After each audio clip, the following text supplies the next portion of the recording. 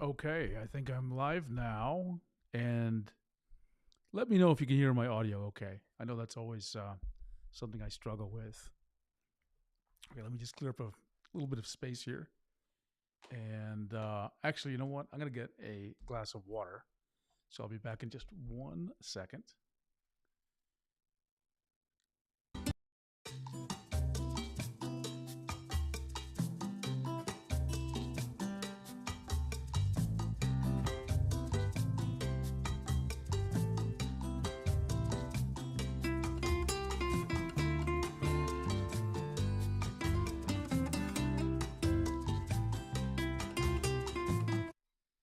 Okay, I am back. Hello, Philip. Good to see you. Now, one thing for anyone who has seen any of my previous streams is hello, Mark Anthony. Good to see you as always. One thing you may notice a little different from my previous live streams is that I'm looking right at the camera. Normally, I'd be looking, my eyes would be kind of like here, maybe like here.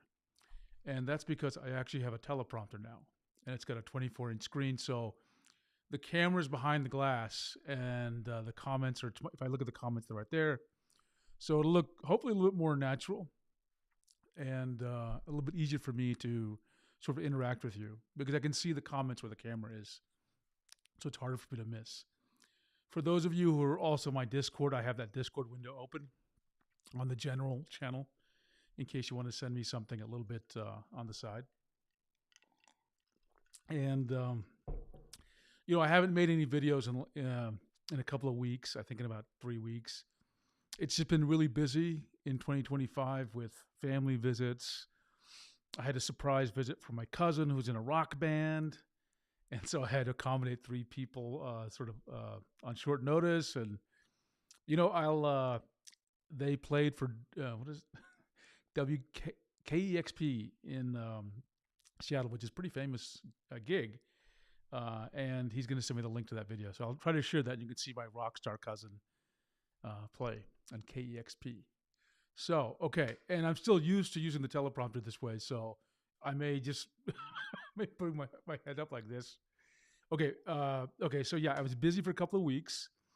And, I've had all these ideas for videos floating around. I'll even discuss some of them with you as we really talk about the meat of today's session, which is the new tablet.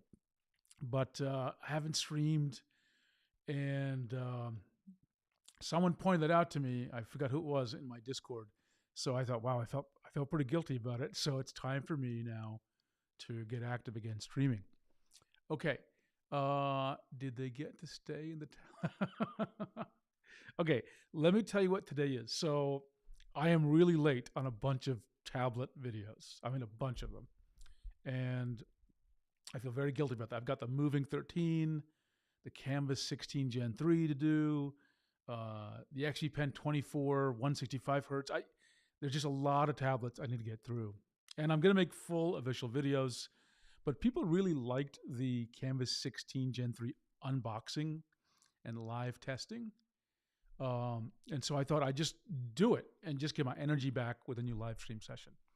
So I see a question from Philip, which is 22 is like your favorite size, right? Curious as your thoughts. Okay, this is Philip.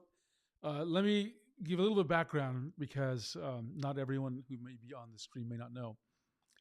So I have used tablets from every size, from 12-inch, 13-inch, 16-inch, 22-inch, 24-inch, and 27-inch. I've never used a 32-inch pen display. And 24 is a little too big for me. It's too awkward in a number of ways. 13 is too small for me. And right now I am dancing, partly because of my testing of different tablets, between 16, 19, and 22. I've spent a lot of time with 16 inches lately with the Canvas 16 Gen 3. I can deal with it. I still prefer larger. So the Canvas Pro 19 is still probably really good. And I would say my mind sometimes goes back and forth between the 22-inch and the 19-inch. Right? But 19-inch feels more like 16 than it does 22. So I think really I prefer the 22 in terms of I really wanted space. But if I'm just drawing and I'm not really concerned about that, then 19 or 16 actually work quite well. I know there's a very long-winded answer, but I still prefer 22, but 19 is really close. Okay. Mariana, hey, good to see you. The audio seems to be a little low. I don't know. No, it might be me. So give me one minute. I switched microphones and I switched it back because it wasn't working. Give me a second and let me just adjust a few things and let's see if it works out better. So I'm going to go off screen for a second because I need to physically get out of the desk. So I'll be back in just a second.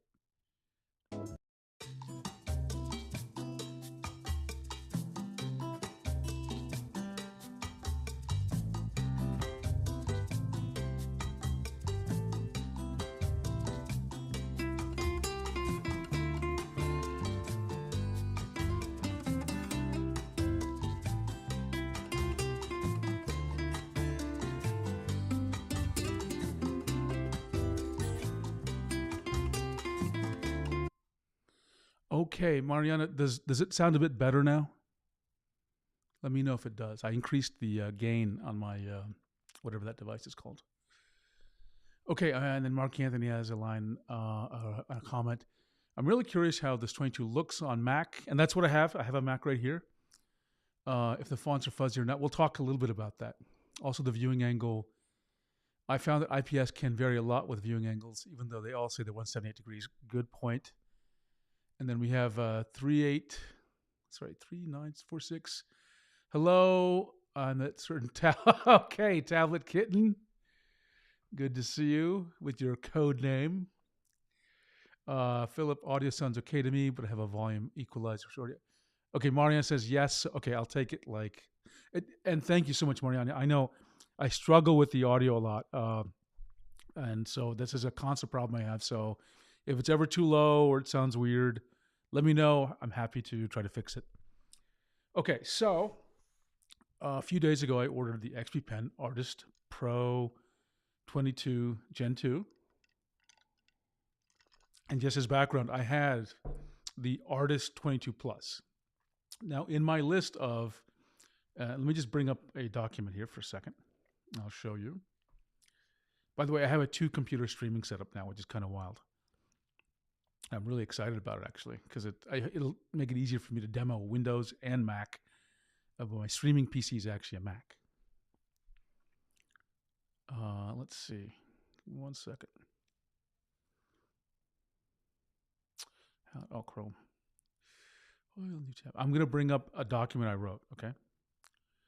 And just so that everyone is seeing what I'm seeing and then everyone understands what I'm trying to do here. And actually, let me do it in my other window because it's kind of more set up for that. Sorry for the delay. Gitbook. I like to have something in front of me, a document that I'm looking at, so that you all understand what I'm referring to. That's the teaching assistant in me speaking. Just 1 second. Okay, and I'm going to change the scenes here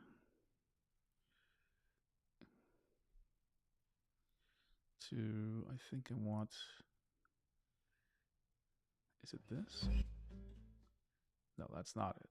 So let's try. That actually is probably almost what I want. Give me 1 second. I know you can't see anything quite yet. Let's see if this fixes it. Okay, there we go. So can everyone see the screen? I hope so. Okay. So I wrote this, I think in like June or July of 2024. And it has to deal now with these 22-inch pen displays. So really at the time, there were 3 that I was talking about. The Wacom Cintiq Pro 22, which really is the best one. I mean, I can't say it's not. It is the best one out there. Now the next one after that I felt was the XP Pen Artist 22 Plus, model number MD220FH. And because it was the only one available at that size, and its pen was better, and its screen was better, and it had better connectivity options than the Huion Canvas 22 Plus, which I like that tablet too, but I think the XP Pen Artist 22 Plus is pretty good. Having said that, there is a big gulf between the Cintiq Pro 22 and the Artist 22 Plus. And I have been waiting for pen displays that have, pen displays that are at higher resolutions than HD, which is the primary thing that I felt weird about with the XP Pen Artist 22 Plus and the Canvas 22 Plus. They were only HD pen displays. And if you're sensitive, I'm not even sensitive to pixelation, but even though I'm not sensitive, the pixels are really large. So I got the Artist Pro 22 Gen 2, which is a WQHD, so 2560 by 1440. So I'm pretty excited. I have long felt that the sweet spot for size and resolution is 22 inches and WQHD resolution, right? I think it's a sweet spot. And so that's what we're going to test out today. Okay, let me take a look at some of the questions to see if people have anything they want to talk about. Okay, let's see. Green, blue clouds. I just got my hands on a Cintiq Pro 17 with the Pro Pen 3, and I think this is the first time I've ever thought about activation force on a barrel button, perhaps a future metric for comparison. Interesting. If I'm understanding your comment correctly, the button is requiring more force than you expect. It's interesting. Because you mentioned barrel button, so I just want to make sure I got that. You're not talking about the tip, the nib, but the button itself. But tell me if I read that correctly. Green, blue clouds. Let's see. Mariana, I thought the 22-inch model wasn't even being shipped to buyers yet because I haven't seen. Yeah, I am surprised. XP Pen mentioned it some time ago. I haven't been able to find it in the XP Pen store. Literally 2 days ago, I saw it on Amazon, so I just bought it. So I'm not sure what's happening here. Usually when something gets, because they announce it on their Twitter, and usually by the time they announce it publicly, they've already given review units to other people like, I guess Tio on Tech and Brad Colbo. And on launch day, they have the review videos out. So no one's talking about this tablet, and I think they should be because, again, I think this falls in that sweet spot. So I'm happy I'm one of the first maybe to talk about this. Let's see. Philip, I wish more XP Pens had touchscreens. They're a huge time saver for moving, panning, rotation in one go instead of a keyboard toolbox. Yeah, look, sometimes... so I've used a touch-based laptop since like 2012, because that's when Microsoft, actually longer than that, but let's just say 2012, since that's when Microsoft Surfaces were introduced. And Microsoft at the time, I mean, this is like just almost universal, right? For anyone I've ever talked to at Microsoft about this, including myself, we don't use touch often, but when you need it, you really need it. And for panning, it just makes total sense. And I find myself all the time touching my non-touch pen displays. And I think part of that is also we have become acclimated to devices like the iPad and Samsung Galaxy Tab S series. We've got a lot of touch-sensitive displays these days. So it's a feature that needs to be, I think, in tablets. Now, what I expect is, I'm going to do a video on this, that Pro tablets will pick up touch. That will be one of the defining Pro features in the next few years. Eventually, maybe it'll go on to consumer-grade tablets. But I think we'll see it in Pro tablets. I think it's especially useful when you have small tablets. Like, for example, I draw in bed.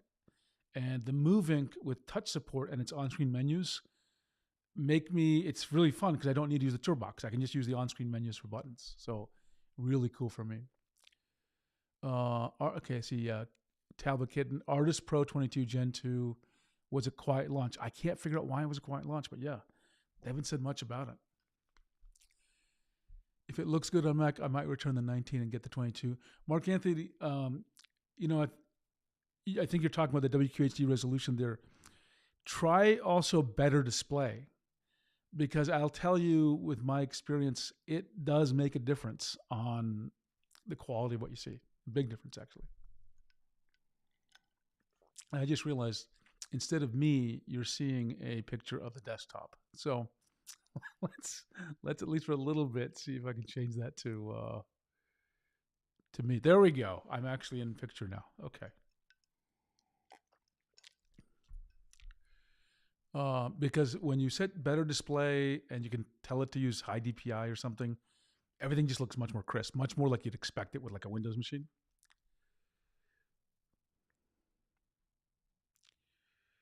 Let's see, green, blue clouds, correct. The barrel button is markedly more stiff in comparison to the Pro Pen 2.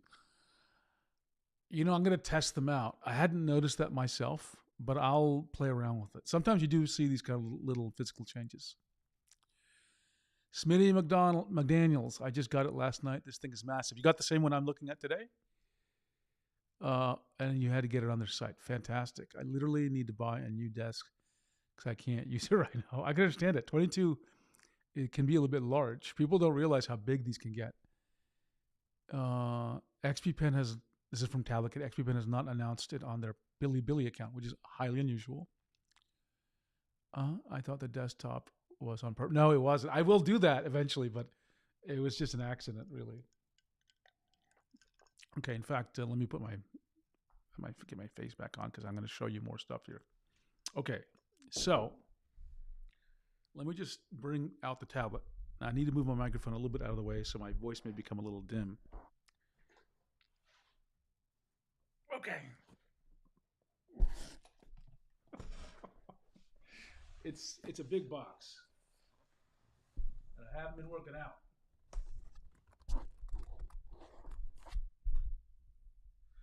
So unfortunately, it's really large, so I'm gonna have to lift this up and do a little exercise. So it's large and it's quite heavy, by the way.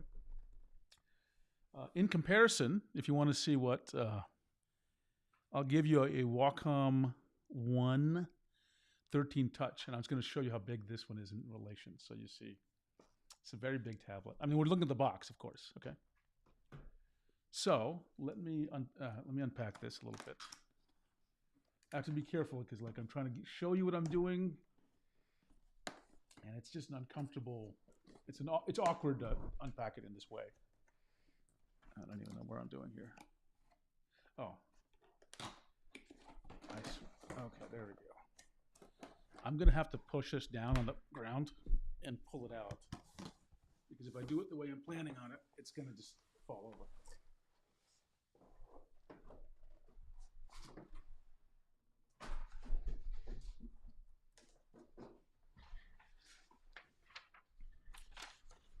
They got this chart again. What do they call this? XP Pen drawing display color calibration factory report. And I can actually make use of this thing now. This is what it does. I'm not good at reading these, but if anyone has any questions about what it says, I'll be happy to tell you. I know everyone's talking about that E value. I don't know where it is here. I don't even know what it means, to be honest.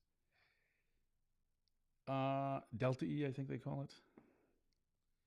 It says 0.88. Is that good? I don't know. But anyway, that's that. They all include these now on tablets, even consumer tablets.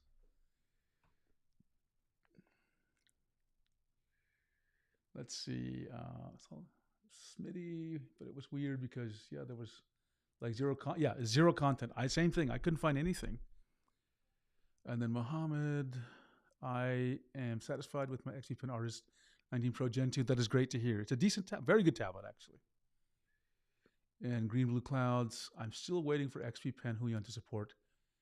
Click and tap in their drivers. I don't see many people click and tap. Could you elaborate on what you mean by that? That'd be actually really good to understand that a bit more clearly. Delta is only for sRGB mode. Okay, now I'm going to bring the tablet out.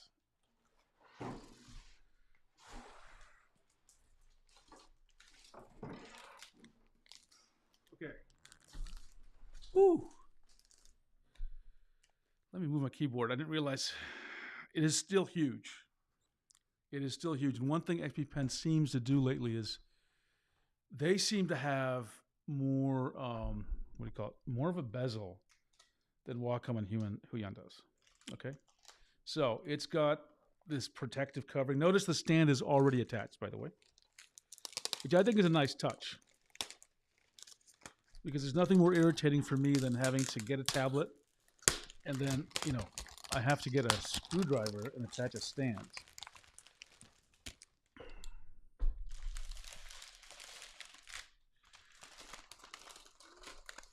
Sorry, I know it's really exciting seeing these close-ups of this plastic wrap come off. Thrilling tablet content tonight. Okay. So let me just put it down here. And let me just tell you a few things I observe. You see a lot of glare here. I do not. It is not like that. It does a very good job of glare reduction, right? It's all diffuse. So this is perfect. The screen looks good. It's gonna get all oily fingerprints on it in a second. There's a button up here for the, I assume that's power. I don't know. There's like a rocker button maybe here. I don't know what that does. Let me show you. Power here, rocker button here. There's some slot here that and I don't know what that does either. I think that's for a pen holder maybe. Here's the back. There's the XP Pen stand. And by the way, this is actually, I don't know what model number stand this is. This is actually my favorite stand because this, what do you call it? This thing that sticks out where you can loosen it, that actually is so convenient to operate. And it's a very sturdy stand. And I use this on a bunch of devices. Okay, and then, you know, I'm going to get a light because I need you to see the ports. So let me just give me a second. I'm going to get a light, okay? 1 minute. Let me just get to the, I'll be back in a second.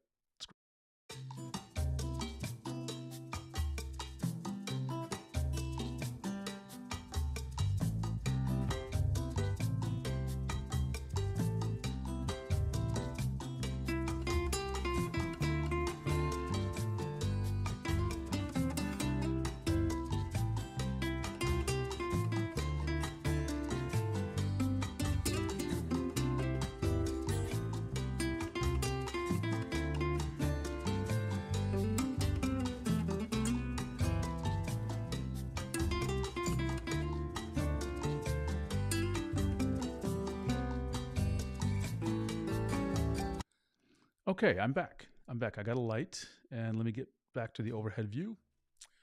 So yeah, it's just a little dark in here, so I want to make sure you can see what I'm seeing.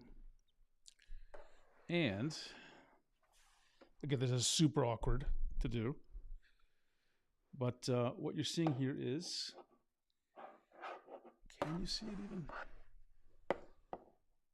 There's a power connection here. There's USB-C port, an HDMI port, and it looks like a microphone jack here, okay? And you may not have been totally be able to clear that, but I actually really think it's nice when they have USB-C and HDMI ports both.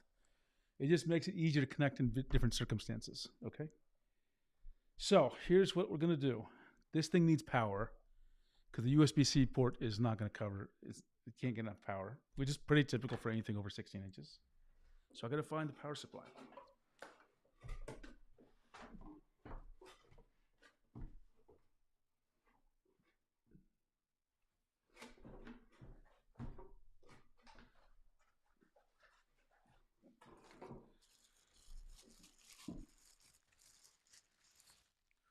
Okay, I've got part of the power supply here. And while I'm doing this, I'll take a look at the comments. Let's see. Click tap is versus hover click.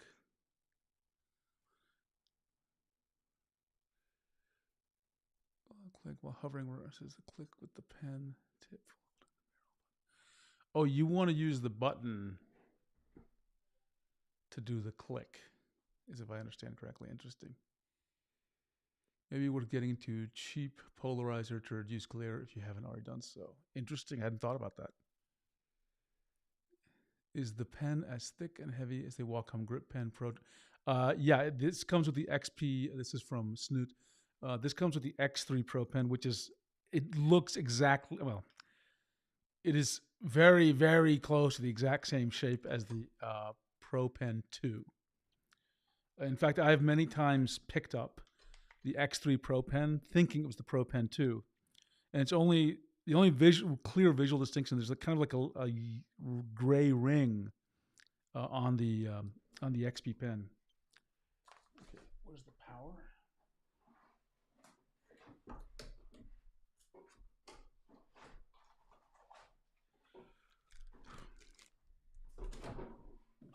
Sorry, there are boxes everywhere. Okay.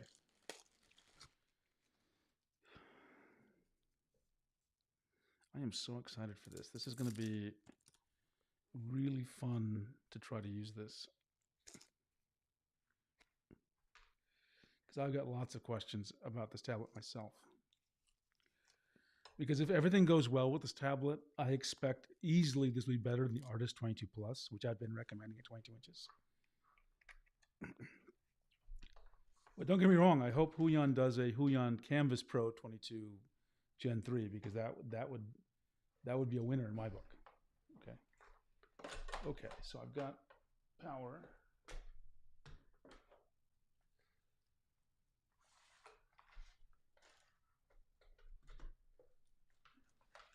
And I'm going to plug it in. Let's see. So that should give enough power. Now I got to decide which computer I'm going to use for this one.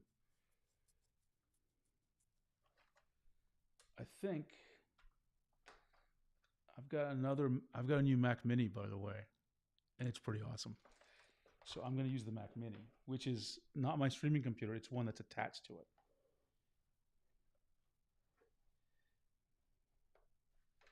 And let's just see. This may be a little bit awkward, but it could be a lot of fun. Let me move this thing out of the way here.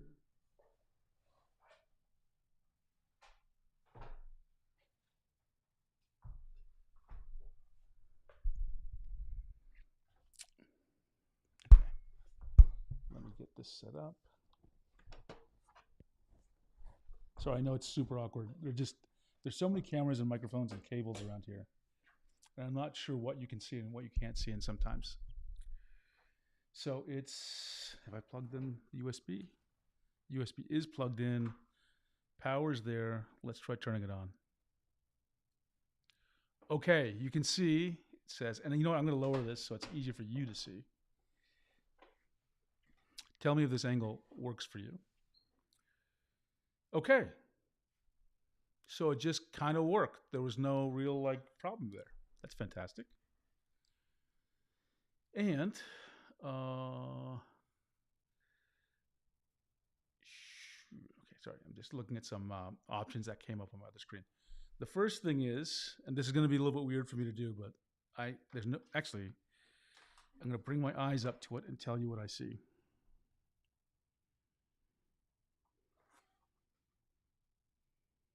Okay. In terms of resolution, it looks fine. I'd be more than happy drawing on this. Because it's Mac OS and the way Mac OS does things with its resolution, the text is a little blurry. But again, it's not the fault of the display. This is all Mac OS stuff. What I'm going to do, it's also the text is small, which is correct because this is a relatively high resolution screen. And I would say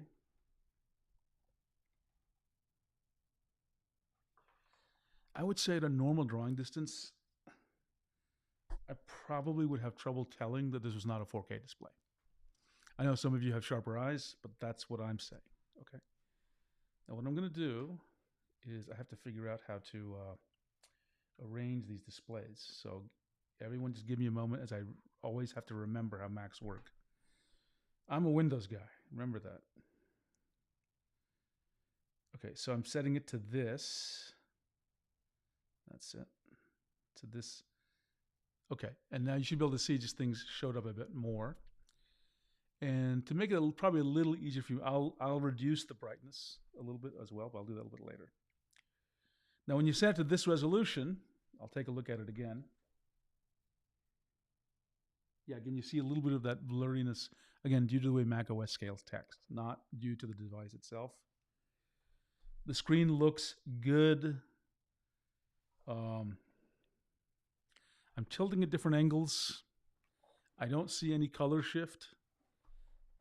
It gets slightly dimmer at the angle, but I mean just very slightly. Other than that, it's as good as many other pen displays I've seen, so I'm pretty happy with it. Let me take a look at chat because I know people have.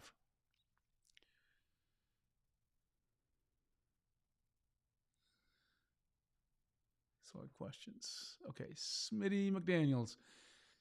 I just opened the box like 40 minutes ago and I put it back because I didn't have the space and was sad. The time of the stream was impeccable. Hey, I'm happy to do it. And, you know, I'll tell you this 24 inches is large. This thing, obviously, it's not as big as a 24-inch pen display. The bezels are a little bit larger than, let's say, the Cintiq Pro 22, but that's okay. But I guess the thing what I'm really trying to say is when you're using a tablet like this, you're going to have to dedicate your desk to it a bit.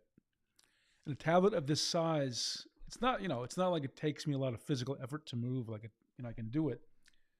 But, compared to, moving around to something like this Wacom this Wacom 113, which I can do with one hand and move it around and unplug the cables easily. This requires some effort, okay? So keep that in mind when you get a display this big. At 19 inches, you can kind of move a 19-inch out of the way pretty easily. But this takes a little bit of effort. And the other thing I discovered about having a large tablet, when you have to move it out of the way, where you're going to move it to has to have enough space. With a 13-inch tablet, you can find lots of space around you. With 22 inches, it's actually hard to find a location to put this object, right? So just keep that in mind. Oh, let me move my water before I spill it on the tablet. Okay. Then I think it would be fun. This is from Green Blue Clouds. I think it would be fun for larger screen tablets to support simultaneous pen inputs for collaborative work. But it feels like a big nightmare with drivers and software support. Were you envisioning something like when you say collaborative, what I hear you saying is two people physically on the same tablet. Like, I don't know, maybe you're a teacher and student kind of scenario? Philip, one thing I'd like you to take a look at is that the initial activation stuff, it sucks to physically be touching the display with the pen nib and there's no input. Sure, I'll be happy to evaluate it. And just remind me if you don't see me doing it. I'm do these streams so people get the answers they need. Green Blue Clouds, I've been seeing that XP Pen and Huion have really improved their initial activation force lately. That is true. I was so bothered by the new Wacom 1, initial activation force. I returned it and saved it for the Move Ink. I need to do a stream on the Move Ink. The Move Ink is wonderful. The Move Ink is wonderful. I know it's expensive. It is wonderful. And it's one of the best devices I have. And it's not without its issues, which I'll talk about in whatever stream I do. I'll talk about it. But you'll notice that they've improved their IF quite a bit. The Wacom ones have, I'm trying to figure out how I can say this without making people too upset. Wacom deliberately makes their Wacom 1 pens, deliberately make them worse. They deliberately make them perform not as well. They could do it. They could make them perform much better. They deliberately make them perform worse. And that's a real disappointment because as you see Huion and XP Pen getting really good pens, these consumer Wacoms are just, I don't recommend, the Wacom 1 pen displays with their new pen, CP923, they're not even worth the money. Very disappointing. Let's see. Philip, you can't tell. It's not 4K at that size. Yeah, I would not be able to tell at all. And it looks good. The color looks good. I have actually 5 monitors in front of me. The teleprompter and 2 split screen monitors are split into 2, so 5 different displays. The colors look good. I mean, they're not wildly, every monitor is a little different, but they don't look wildly out of sync with what I'm seeing in front of me. So that's great. Wacom 1 pens are built different. Yeah, they absolutely are built different. I mean, built different sometimes has a positive connotation, and this connotation It's a negative one. Mariana, when I saw the review of the Canvas 13 Gen 3, I thought that when they released the 16 model, become the definitive 16 pen display. It seems that for this price, the Artist Pro 16 Gen 2 is better. I'm surprised you feel that way. I actually think the Canvas 16 Gen 3 it beats out the Artist Pro 16 Gen 2. Right?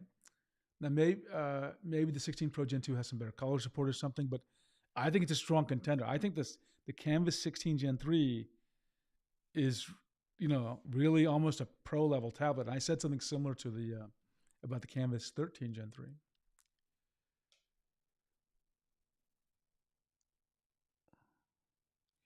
Okay, but I see you add more. Actually, I'll get to that in a second. Tablet Kitten, I won't get into how much detail, but basically, Wacom went back 20 plus years with the Wacom 1. Yeah, the Wacom 1 pens. I agree. Okay, Mariana has more comments on that. The XP Pen model seems to have more premium construction with larger 16:10 aspect ratio. A metal case to store the pen. Yeah, it is a more premium looking product. Absolutely. That is a great point. I missed out on that. XP Pen, as I mentioned, my tablet awards in December, or was it January? They were, in terms of design, like industrial design, have been great with their Pro model tablets. I mean, fantastic. And in fact, I think they're the best looking feeling tablets actually out there, even above the Cintiq's Pros. 16:10 aspect ratio is a hit or miss. It depends on some things. I think it's most convenient to have 16:9 because most monitors are 16:9. I personally like the 16:10, but some people really do not like it and some people really love it. I'm okay with either. I do think the 16:10 feels like a bigger monitor. You're getting more vertical space, so I think it feels a bit bigger than it really should. Let's see, and Mariana says, and a control that I think is better than the buttons on the tablet itself. The only advantage I saw in the Huion model is that it already comes with a stand. Yeah, it does come with that, very basic stand. That's fair. And Mariana, what would have to analyze is whether the difference between the Huion Gen 3 pen is much greater than that of the XP pen. So we can discuss that a little bit. Let me discuss that later, but I'll summarize like this. The Huion PW 600 series of pens are consistently great. The X3 Pro pens vary from good to great. There's a lot of variation, okay? They're not bad pens, but they vary a lot. And I'm talking here about maximum pressure. So sometimes you'll get one with really high maximum pressure. That's fantastic. Sometimes you get one with just kind of okay maximum pressure. But in all the PW 600 pens from Huion, they're consistent. They're very consistent in their pressure curve or their pressure response curve. And they have very high maximum pressures, relatively high consistently. So I've only, I don't have a million pens to test. I have like 5 or 6 of each. But that's been my testing experience. So that's why I think the PW600 from Huion pushes many of the Huion models over the XP Pen's Pro Gen 2 models. Smitty McDaniels, yeah, I upgraded from a Wacom 2S Pro medium to this. I know it's going to be big, definitely under. Yeah. Once you get something this size, it changes your perspective on. Bigger is not better for tablets. That is what I've discovered. Okay, and just so you know, I actually used a Wacom Intuos 4 extra large pen tablet, so no display, which is I think bigger than this, and it just changes how you have to physically work. And for me, the sweet spot is large pen tablets and 22-inch pen displays. I think smaller form factor tablets really benefit from 16:10, 3:2 aspect ratios. I'm glad Gen 2 tablets from XP Pen decided these, even though it's still 1080. Yeah, I agree. Okay, what do I need to do now is I need to get a pen. Okay, so let me find it.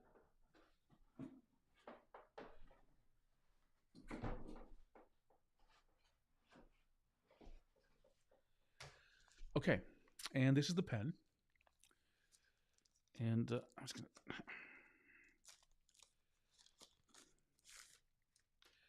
It's the standard XP pen metal tube thing, right? And which locks in place, and then you press it one time to unlock it.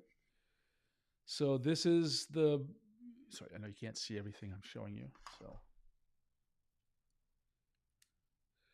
you can see the, I think this is, what is it? Oh, this is, I think, a Bluetooth receiver for the remote. You got 4 plastic nibs. You got 4 felt nibs. You got this little metallic hole for the nib remover, and then you have the X3 Pro pen. Let me take it out. Nothing surprising. Someone asked earlier, does this look like the Pro Pen 2? And it does. And you know what? Give me a second, and I'll show you that. I'll be right back.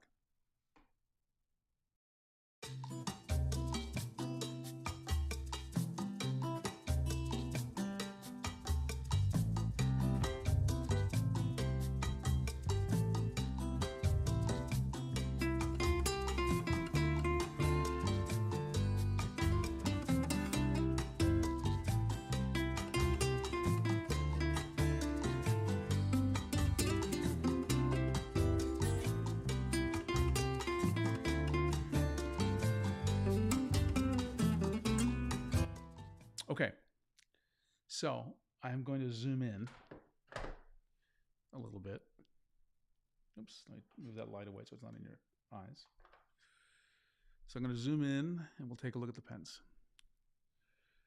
Okay, I'm holding them,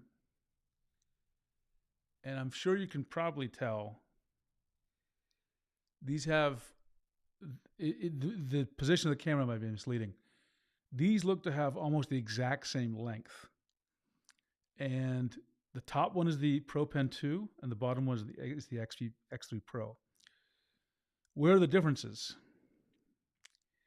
The basic shape is the same, honestly. The positions of the buttons on the Pro Pen 2 are a little bit lower. They're just a little bit higher in the XP Pen. The end here where the nib is, they both go in about the same amount. This has a slightly different, this kind of has this angle to it here, which you can probably see. This doesn't, it's just flat. But in every other way, this looks exactly the same. I mean, there's a metallic piece here, but it's plastic here, and there's a metallic thing over the buttons where it's plastic here. But I have many times picked up the XP Pen and used it. And even I just did it then. I picked up the Pro Pen 2 instead of the X3 Pro Pen. Okay. Now, nothing's happening. Now, I need to figure out why nothing's happening. And that is because you can't see this. So I think I have to drag this. Yeah.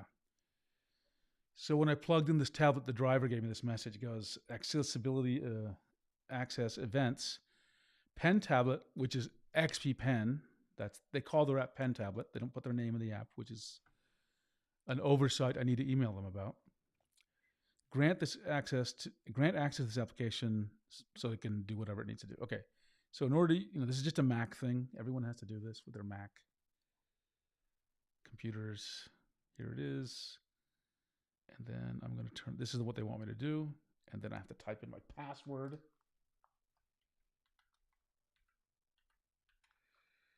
And where's my mouse? There we go. There we go. That's right. Modify settings. Okay, we're good there. While I'm doing this, I need to arrange my displays a little bit here because one's, I know this looks a little stupid, but what you're seeing is I have 2 computers. The Mac OS kind of recognizes that they're both 2 computers. So I need to do this. And then, okay, I'm going to pretend that is correct. Oh, God, did I get another message? Okay, I think I'm good here. Yep, okay. So, oh, this is good. Okay. Now remember, this camera is filming at 30 frames per second. So what you're seeing looks a little different from what my eyes see, okay? So as I move this, you probably are seeing like, oh, it looks choppy, okay? That's partly just because of the camera, right? I do see a little bit of ghosting, and I have to investigate that. Ghosting means you probably see almost like there's like a ghost trail of the mouse. I see that too. That's actually with my own eyes. Okay, and I'm gonna have to put my head down and just take a closer look. So I wonder if that's a refresh rate issue. So let me go back into displays. And I've not seen something like that in other displays. That's why I wanted to make sure you knew about it. So let's go back into system settings. Go back. Let's just make sure the refresh rate is correct. Okay.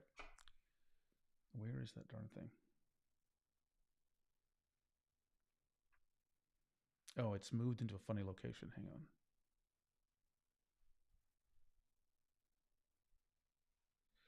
There we go. Okay. So this is, I want to select this thing. It's at 60 hertz. And let me take a look at this again. I'm not sure if other tablets do this or not. So how can I check? I've got an idea. I believe, I'll go back out here for a second. Let me take a look at the chat if I do anything.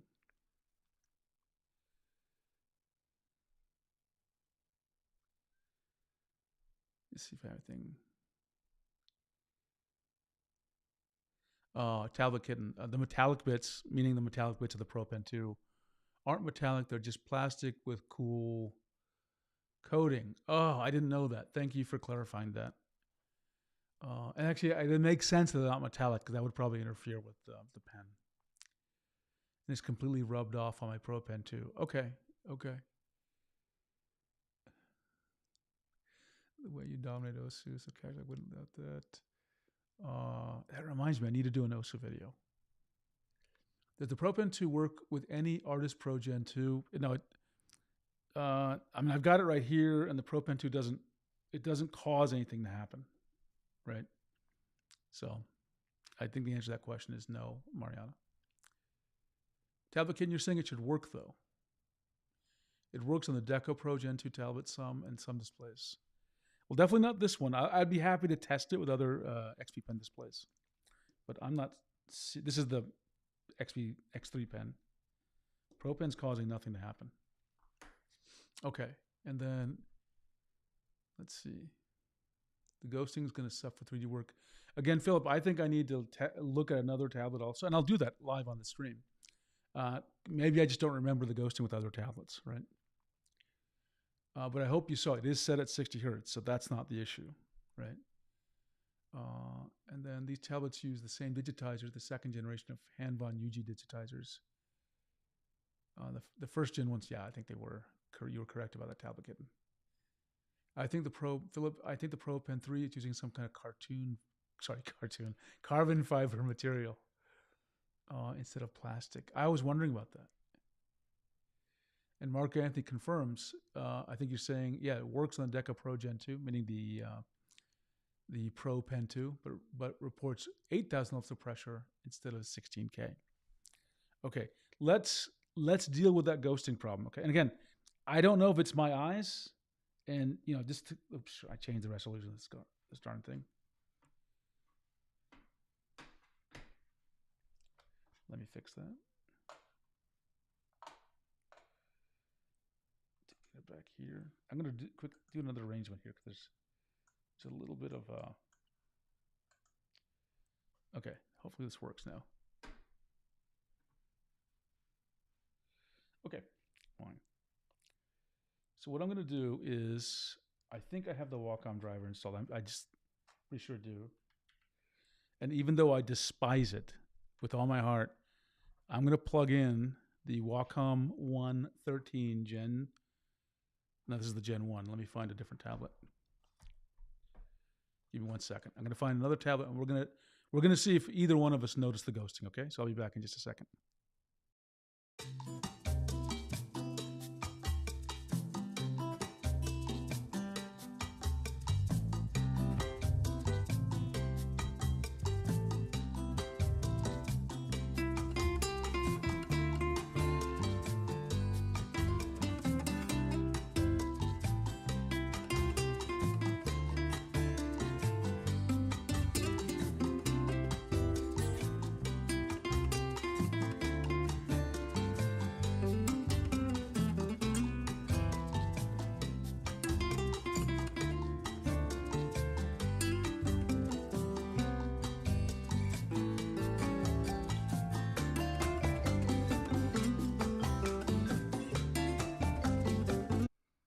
Okay, I'm back, and I have with me my current favorite tablet, the Huion Canvas 16 Gen 3, and we're just going to compare the that weird effect. Okay. So what I'm going to do is disconnect this. That weird effect being the did we or did we not see ghosting? So I'm disconnecting the USB-C cable. And again, this tablet is so big, it's hard to get out of the way. So I'm just going to leave it where it is. I'm going to get the Canvas 16 Gen 3, plug it in.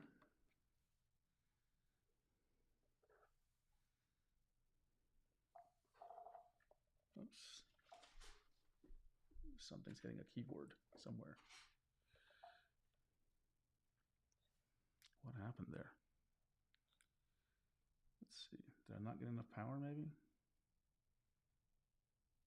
It's a power thing. Okay, so this is actually a good lesson for everyone. Okay, it says we stabilized now. For a second, the screen blanked out. You can't see what I'm seeing, so let me show you. So this is the 16 Gen 3. I'm going to put... And the screen actually went dark, okay? And it's flashing back on again. And the reason it's doing that is I think it's not getting enough power from the Mac Mini. So I'm going to just get a smaller tablet. So give me one more second.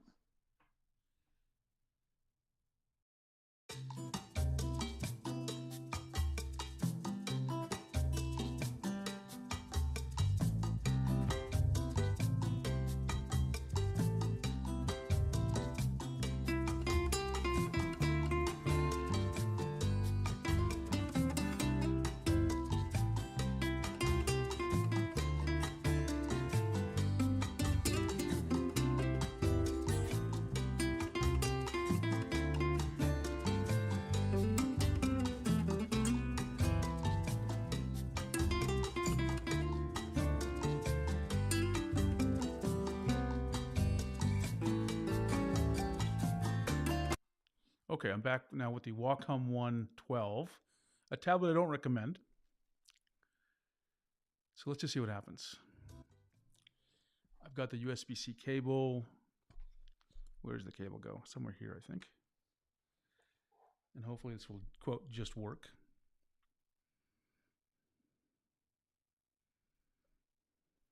Okay. It does look like it's just working, but I am going to need to get a pen for it. So for the third time in like 1 minute, I'm going to have to leave and get a pen. So hang on.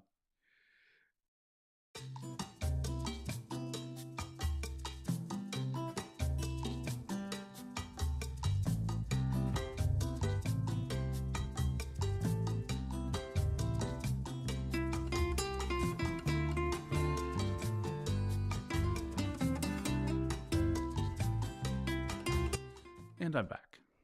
Okay. What you're seeing is I put in this foam that came on the case on top of the 22, just so I'm not scratching things up. Okay. And, you know,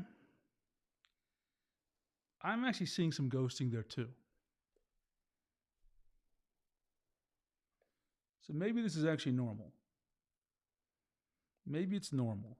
Okay. Maybe it's not a problem that's specifically due to this. So is it a Mac thing? I do feel like I see more ghosting than I normally would, but I can't tell if it's the Mac or something else. But I hope you all can see it as well. I feel like I'm seeing more ghosting at 60 hertz than I should expect, right? Okay, let's get to the chat. Let's see. And I'm going to move my chat a little bit lower, my windows, so it's easier to see. Okay. One thing I notice is, this is from Smitty McDaniels.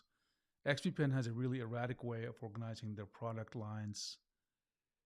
Odd, they don't have consistent offerings across it. Yeah, it is getting a little confusing. It is getting a little confusing.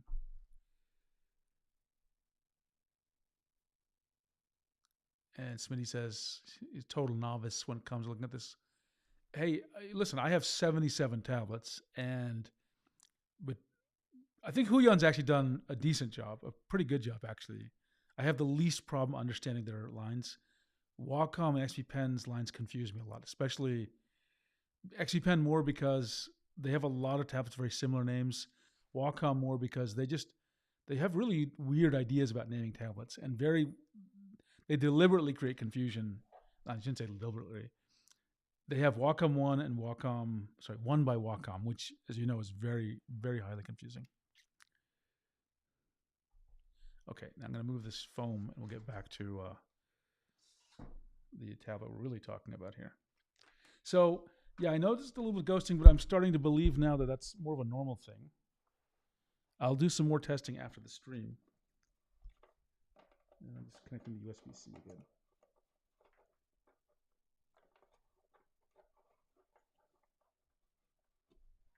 Okay.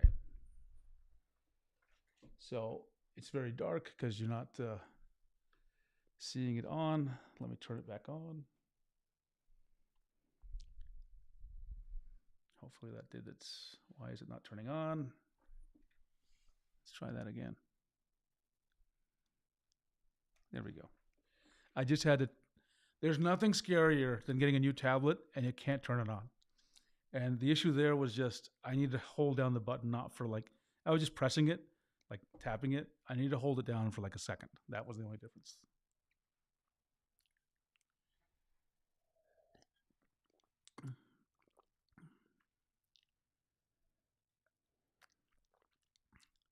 Let's see, I'm just looking through the chat again just to see if I, what people made comments when I was showing those, the ghosting.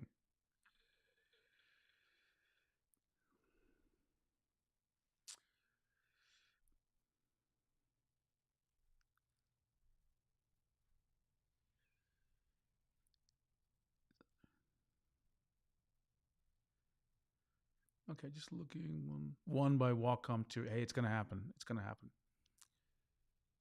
Smitty, sorry, can you go over what you have plugged in right now? Power and yeah, sure, absolutely. So on the back, there are just two cables, okay? One is a special, it's the power adapter that came with the tablet, and that power adapter is plugged into a power strip, okay? And the second cable is a USB-C cable. And specifically, I didn't use any cable that came with the tablet.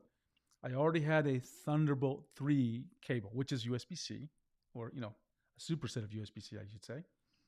And so I have just two cables. The Thunderbolt USB-C is going to my Mac Mini, and that's where it's getting the video signal and data.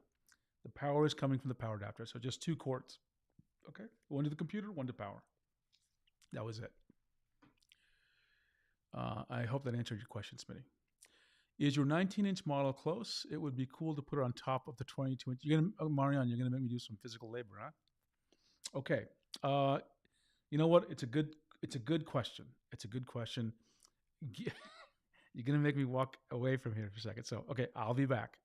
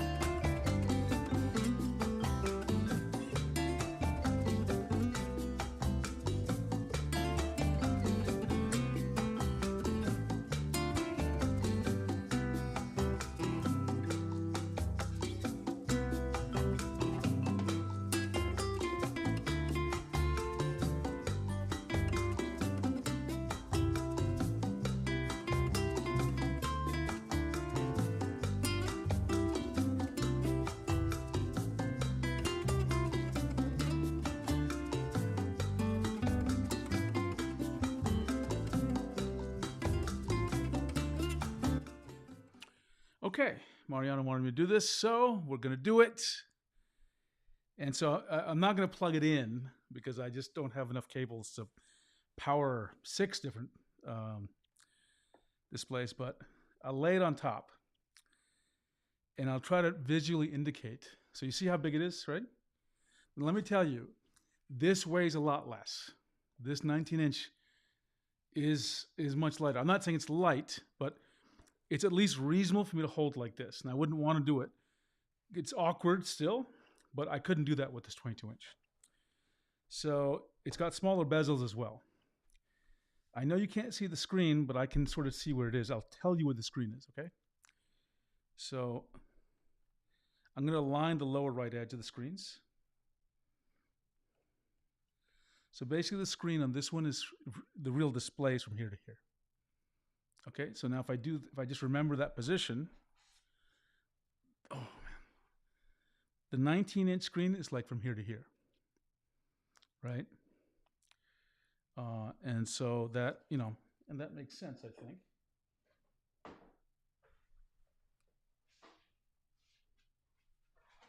This is probably 22.5, so if we measure, yeah, it should be, right about there, I think would be the correct place. The 19-inch, that's the size of the screen. Does that help, Mariana? No worries. I was happy to do it. I was just joking. It's just that, how can I say this? My setup to do this connecting of computers has gotten so complicated. I'd be embarrassed to show you a picture of all the wires that are around me. And I'm working on cleaning it up. So just adding and moving tablets that are big, it gets a little bit awkward. And that's something I need. You know what? I should develop an even bigger studio just for dealing with these tablets, huh? That's the real answer. Marketing says most PCs do not have the correct port to support single USB-C. Yeah, that's okay. So it varies. I will say it like this: laptops do. Laptops that have USB-C, they can have a USB 4 or USB Thunderbolt. Those often work. Right? Mini PCs or small form factor PCs often have USB-C ports that will work in this fashion. I mean, you have to check if they're USB-C 4 or Thunderbolt. They'll work. With desktop PCs, it's a real nightmare. You don't tend to see it that often, which is why I'm really glad, as I mentioned when we started the stream, this pen display also has an HDMI port. So you can use an HDMI cable, and then you can use a separate USB-C cable just for data, right? So I'm really glad that this has that connection option. Philip says, I believe he's reviewed a couple of 19, so maybe. Yeah, I do have a couple of 19 inches. Okay, and Smitty says, I see. So what port does that go into on the PC? So my PC here is a Mac Mini, and that Thunderbolt 3 cable is going into I think it's a Thunderbolt 4 or Thunderbolt 5 port on the Mac Mini. I have another mini PC, and it has USB 4 port that would also work there. Okay.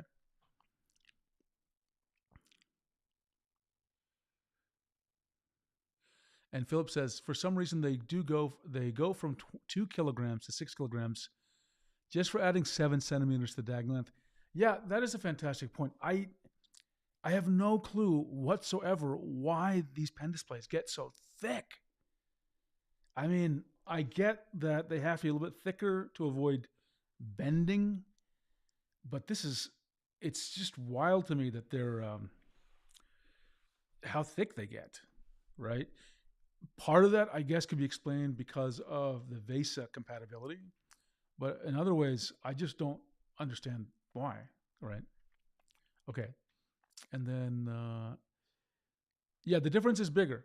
The difference, like 16 and 19 feel very close. 19, 22, you really feel that they're different in a lot of ways.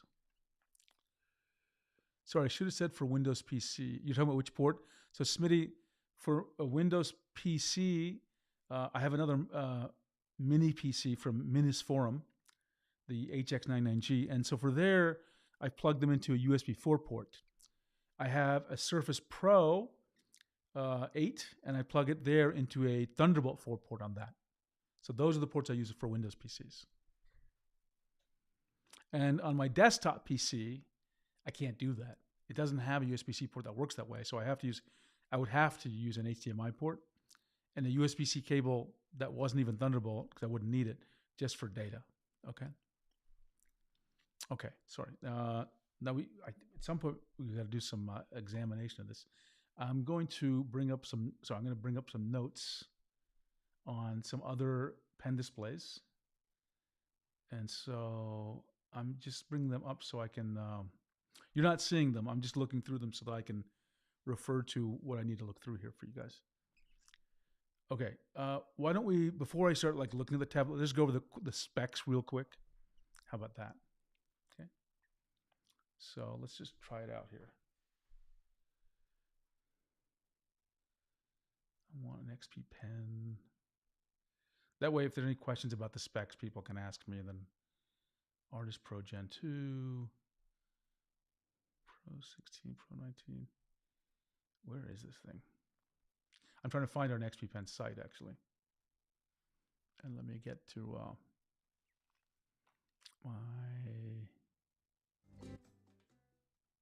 you can see it, right? Okay.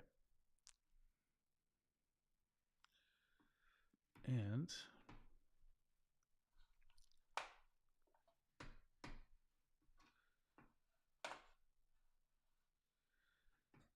what we're trying to find here, let me just get to the top here. There we go. Okay. So, sorry, I'm resizing some windows. Okay, so what you see here is the site for the XP Pen Artist Pro 22 Gen 2. And let's just go over the specifications real quick, so if anyone has any questions, okay? Nothing really outlandish here. Okay, here's the resolution, just so we're all clear. 2560 by 1400. Here's the color gamut coverage ratios. So 99% sRGB, 99% Adobe RGB, and 94 display P3.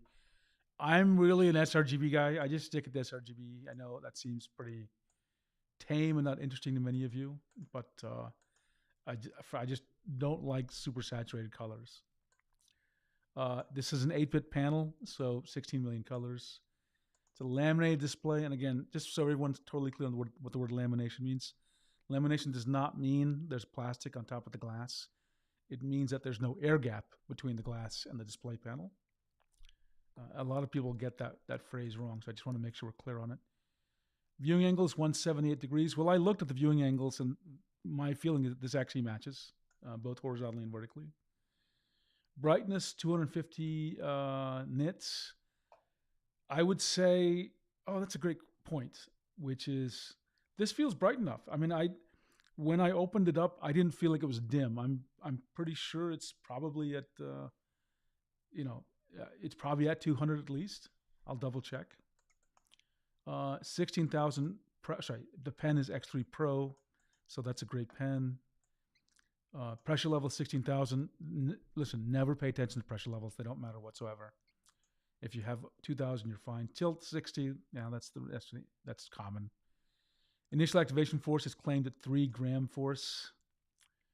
For those of you wondering, I never say 3 grams because that's a unit of mass, where gram force is a unit of, it's the amount of force on the pen. That's why I always say that. Accuracy, 0.4 millimeters at the center. I think that's fine. That's fine. Now, they're not giving the accuracy in the corner, which is always what I want to see. So we'll take a look at that. Reading height, that means hover height, 10 millimeters. I see there's a lot of chat coming in. So let's just take a look. Is anything? Why 8-bit, 16?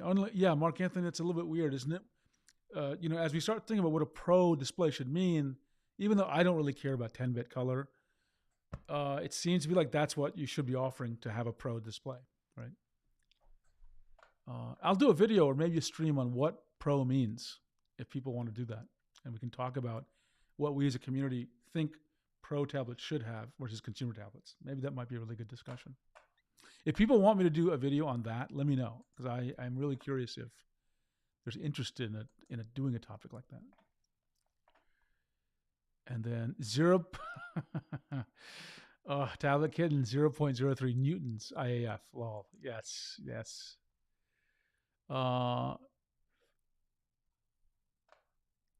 Shack of dust got stuck between the glass. Oh, you want me to see if there's any dead pixel or something in there? Okay, you gotta give me a second because I have to lift it up, and with my old man eyes, gotta pay attention.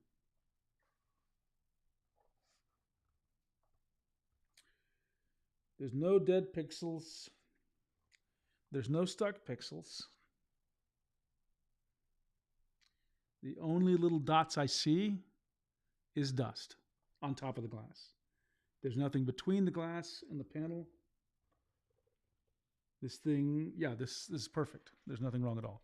That does, look, dead pixels and stuck pixels are a statistical reality of pen displays. I've never had a pen display that had one, but I know it does happen. And I think all manufacturers have some number like, if there's only just one, they won't, they will not return the tablet. They will not take a return. But I think it's pretty rare these days. Let's see. It's a VESA mountable, so 100 by 100. There's multiple ports. Power, there's USB-C listed here and HDMI, which is correct. And then power inputs, whatever. Oh, sorry, get back here. Resolution, 5080 lines per inch, which is 200 lines per millimeter. Report rate, 220 reports per second. That's fine. That's normal. Nothing special. So the specs are fine. There's nothing like dramatically wild about them. Let's open up the driver. You think it's a misprint, Mark Anthony, about the colors? Does it say 10 million somewhere else? I'd be curious if it did. Let's bring up the driver. This is, yeah. Okay, let's see. I hate that XP Pen did not put the brand in the driver name. It's called Pen, and it's called Pen Tablet. So the XP Pen team should really rename this to XP Pen Tablet instead of Pen Tablet. It's really bad. Okay, so this is what we got here. Let's take a look at the display settings. Okay, so my brightness is only at 80. Okay, so I'm going to shift it up to 100 and tell you what I think. Okay, actually, you know what? I'll actually show you as well as... Okay, so this was... this is 80. I don't think you're going to see a major difference. And I'm going to slam it to 100. It was a minor bump up. Did any of you notice it got a little bit brighter maybe? Let me shift it back to 80 a little bit. Very slight. I will say... I was actually fine with it at 80. I'm going to keep it at 100, but I was fine with it at 80, okay? And by default, it was set to Adobe RGB. Let me make sure you can see what I'm seeing. So I have it set to 100 brightness. It was at 80 at the beginning. By default, it was set to Adobe RGB. I'm going to leave it there because I have no problems with it. And then let's, okay. And I know Tablet Kitten wants me to do something here, so let's just go ahead and do it.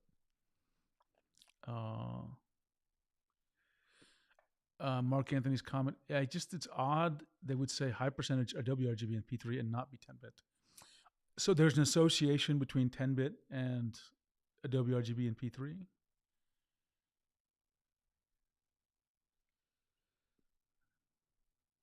Interesting. I'm not, as I mentioned many times, I don't know much about color. Now I know Tablet Kitten is going to strangle me if I don't show her this this graph here. Okay, so this is the pressure curve in their fancy new UI that looks like it was from 2010. It actually is kind of pretty, but it's a weird look for something in 2025. So yeah, so the lower left of this, let me explain the context of why Tablet Kitten asked me to do this. depending on whether it's Wacom or Huion and which pen you have, the default driver pressure curve, this lowest left corner, sometimes is a little bit over. You'll see that with Wacom and Pro Pen 2. And the reason for that is the Wacom Pro Pen 2 sometimes gives pressure reports even though it's not touching anything. And so it's kind of oversensitive. So let's say I've tested 4 Wacom Pro Pen 2s for this. 2 of them don't have that problem. They don't give pressure reports when they're in the air. But 2 of them occasionally will do it. So it looks like what Wacom, because the pens are sensitive, so it looks like what Wacom does for some of their pens is they deliberately move it over just a little bit to avoid those false pressure reports. Now, Tablet Kitten, and because of that, one of the things people ask me to do in Tablet Kitten is asked multiple times, show the default pressure curve. And so this bottom left is indeed all the way to the corner. It's not smoothed over a little bit. Okay. And I'm going to just do I'm just going to subjective test here, okay? So I need to move this picture over to the tablet. So you can't see it, but I can, and we'll let you see it in a second. Okay, so there's a pressure curve here, and I think I'm just going to try to draw, okay? I'm just drawing with like the force I would use normally. Okay, so what does this mean? At my normal way I draw, I hit about 50% pressure. Okay? If I'm drawing light, I'm going to guess a 30% pressure. And at really heavy, so by the way, you have to remember one more thing. Pens are more sensitive when they're directly perpendicular to the surface of the sensor. So, you can be pressing down very hard tangentially like this. Like I'm pressing down crazy hard, but it's not getting to 16,000 because most of the force is being directed up to the side of the barrel. So what you need to do is make them perpendicular. That creates more sensitivity. I'm not a force measuring device, but I will say it seems to have a decent amount of pressure, actually.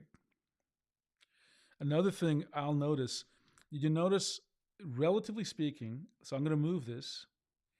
If I do a very light stroke, it jumps to about, let's just say 20%. And at least this UI sort of smooths it out a bit. So it's not jumping wildly. Have you noticed that? It's not jumping wildly. Like I'm able to move up and down the pressure smoothly. What that tells me is I'm going to guess, this is just a wild guess, there's probably a little pressure smoothing or processing of pressure happening in the driver, right? Because normally this thing dances around more, especially at lower pressure. Like you see a little bit of dancing, like there's the dancing, but it's pretty smooth up here. So there may be a little bit of pressure smoothing. If I was going to use this, I would and this is what I normally tell people to do. Pens are more sensitive by default at lower pressure ranges. So I like to do this. Now notice how easy it is for me to keep it low. Right? It's really easy for me to make it smooth and low. And then, you still get to the max range, but you don't get that jumpiness around here. Okay? So I always recommend when you get a new tablet, get your pressure curve, start moving it down this way until you get comfortable. Okay? Let's take a look at the chat.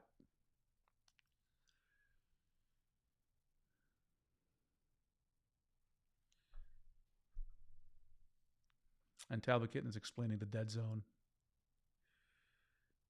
Mariana, do you get the impression that the 22 model is less premium than the 19 and 24 model because it only has one pen? Okay, it's a good question. As a device, no, I don't feel like it's less premium. I feel like it deserves the Pro title. Let's just say that. And I'll talk about what it could do to make it deserve even more. I do believe that anything that says Pro these days should come with 2 pens. And I am disappointed that it came with 1 pen. Because this tablet, it isn't cheap either, right? And how much does it cost? Let's see if I can find it. I actually forgot how much I paid for this. Can I buy it here? It was on Amazon for sure. Amazon. Sorry, I have to go get to Amazon. Let's see, XP Pen. Artist Pro 22 Gen 2. Let's see. I can't even find it on Amazon now. And I just bought it on Amazon. Is this it?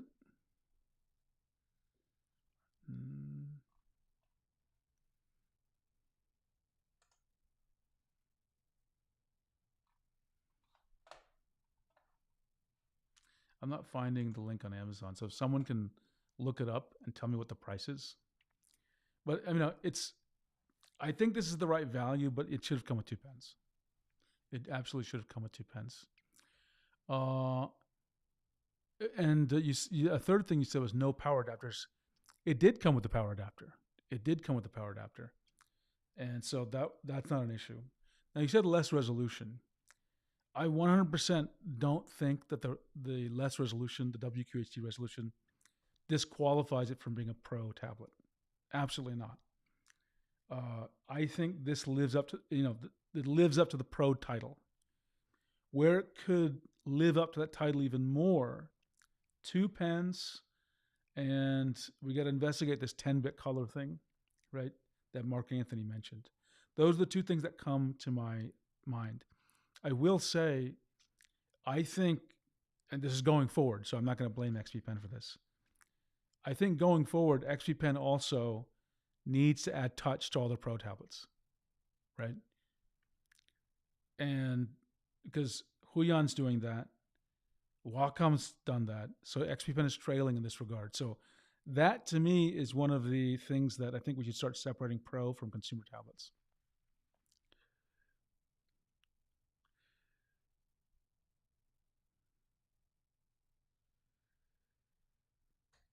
Let's see. I'm looking for Philip. Do you typically use the same pressure curve?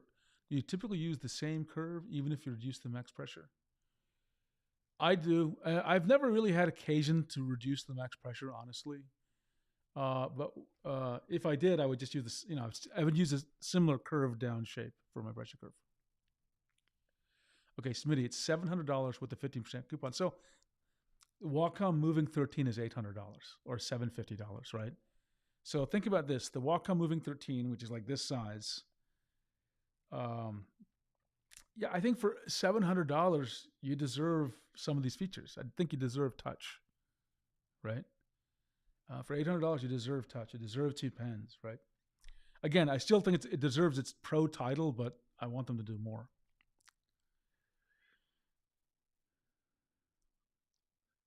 It seems Wacom is using it as a catch-all since the eraser side will report up to 16 levels. Interesting. The eraser only has 16 levels of pressure? Is that what you mean? Okay. So let me get back to my my review guide. I just want to get back there and we'll actually start doing an actual review of this thing.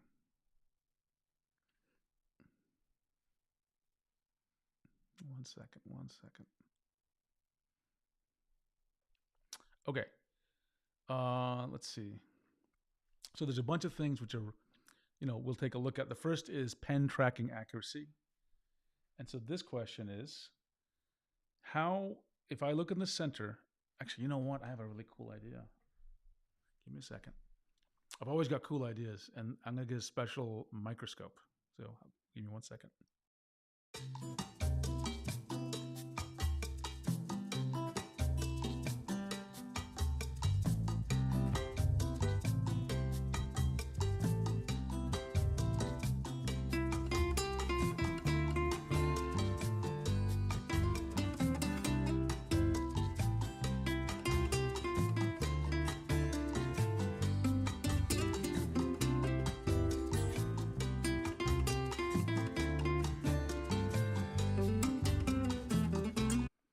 Okay, I'm back, and I'm going to show this in a minute. This is a microscope. Well, this is a webcam that you can also use for like macro photography, I guess. It's this thing. This what is it called?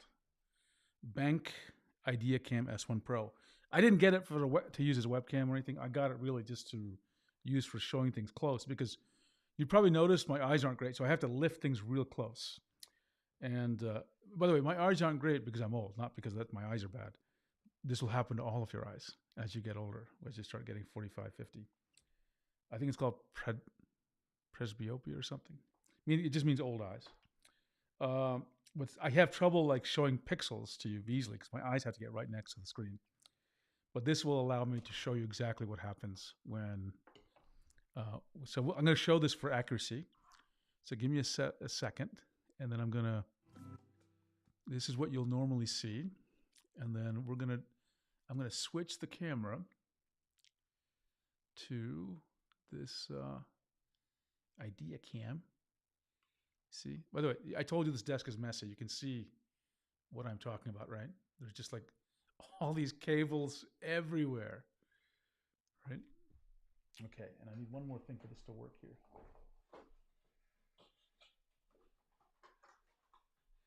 Let me just show you. They've got this little thing you put on the lens.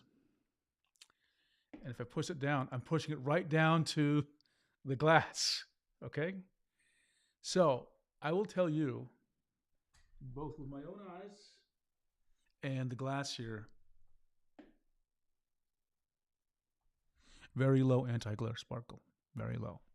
I am very happy with it. So that's great.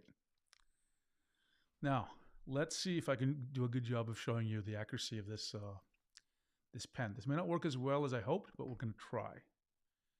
Okay. So I'm in the middle of the screen. The pen is vertical. Does this work? Does this work? Maybe it isn't working as well as I hoped. Yeah. Things don't work quite as well as I hoped. Let's try just without this. See if it fixates correctly. That's good enough. So yeah, I actually cut. Okay, so this is pretty good. Ignore the rectangle. I will say, let's say that's good, right? Meaning I'm holding the pen vertical, perpendicular to the plane, and I'm shifting to the right. Still pretty good, folks. Still pretty good. And I switch to the left. So right now, I will say I'm extremely happy. The point, at least in the middle, and I'll look in the sides, the pointer's staying close to where the tip of the pen is, okay? Now, it might be displaced a little bit, but it's like consistently displaced. So like, it's good. It's not shifting as I move around, okay? And what about top and bottom? Oops, you can't see it. Forget the angle. I'm going top and bottom now. So my pen is, right. My pen is going north, even though it looks like it's going to the northwest for you. So that looks correct. And then what about the south? That looks correct also. So very happy. And I'm looking now in the sides. Still pretty happy. Slight change.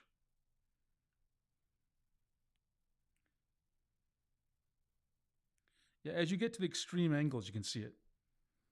Okay, I'll try to see if I can get to the middle. If I get to a crazy angle at 60, then you'll see a little shift, but that's a pretty extreme angle, okay? Other than that, I will tell you, I am pretty happy with. Probably could use a calibration. In the corners, there's a little bit of displacement, but not much. Typical for a pen display. So I'm pretty happy with the accuracy overall, I would say, with this tablet. Okay. So let me take a look at the chat to see if there's anything. You like the music, Philip? The VRB music? I spent some time to find something that would relax people as I'm not there. Oh, you're just seeing all these weird shapes now too. So let me get back to the correct overhead. I think it's this one. Okay.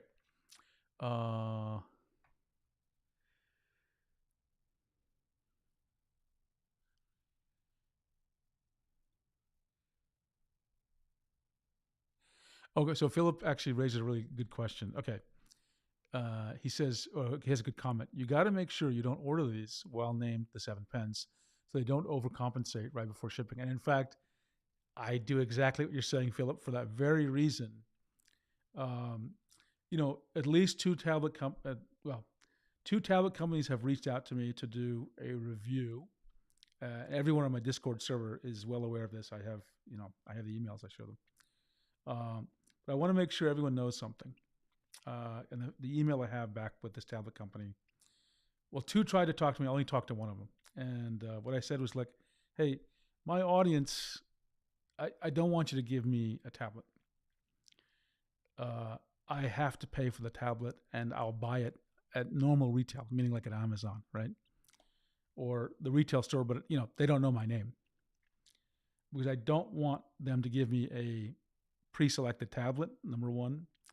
Number two, I don't want them to give me a tablet at all because I think and I know like the reality is that, I spent 28 years working to accumulate some money so I have money to spend.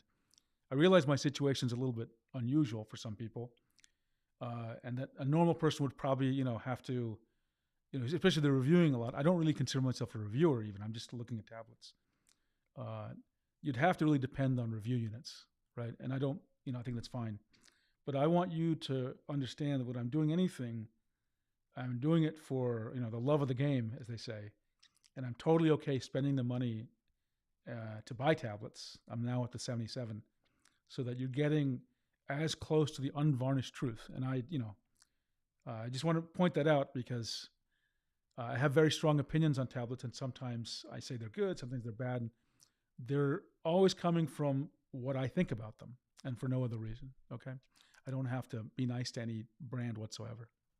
So thanks for putting that comment, and I want to stress that for everyone who's listening.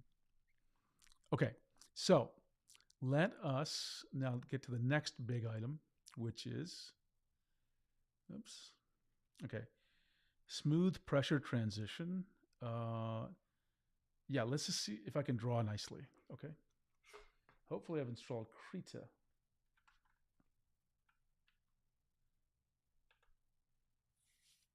I have installed Krita.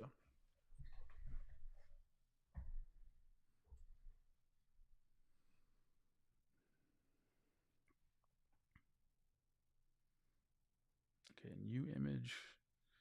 Sure, we'll just create this kind of image. Whatever. Okay, I'll zoom in a little bit.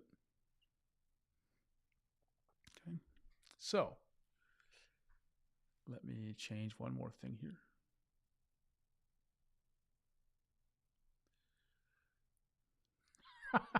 So Philip is going to rename his Amazon to 7 pence. Inv, hello. I'm debating buying something new like this XP pen or going for secondhand Cintiq Pro 22 from eBay. I'd love to see any sage advice. Well, hey, look. So far, I'm really digging this tablet. Inv. I really am. I think it's a good price point for 22. It's performing pretty well. Okay. Cintiq Pro 24 is a fine tablet. I will say it's probably getting a little dated. It does have a fan noise. There's no noise here with this tablet. So right now, I honestly I'd probably steer you toward this tablet. Having said that, the Cintiq Pro 24 is really good. It's got the better drawing experience. Don't get me wrong. But since it is a little bit of an older tablet now, I would say this is actually a great choice instead of that one, based on my research so far. Okay, we're going to do smooth pressure transition. So what you do here is we get a pen, and this actually looks nice to have a big display that I can show you. And I'm going to pick a certain pen, not this one. I'm actually not used to using a big pen display, so even I get a little overwhelmed by how this looks. Okay, this is my pen I normally use. I disable strength for size. I get only pressure, and I do this, making it the null pressure curve, right? And I'm going to go back into pen tablet. Let's see, where's pen tablet?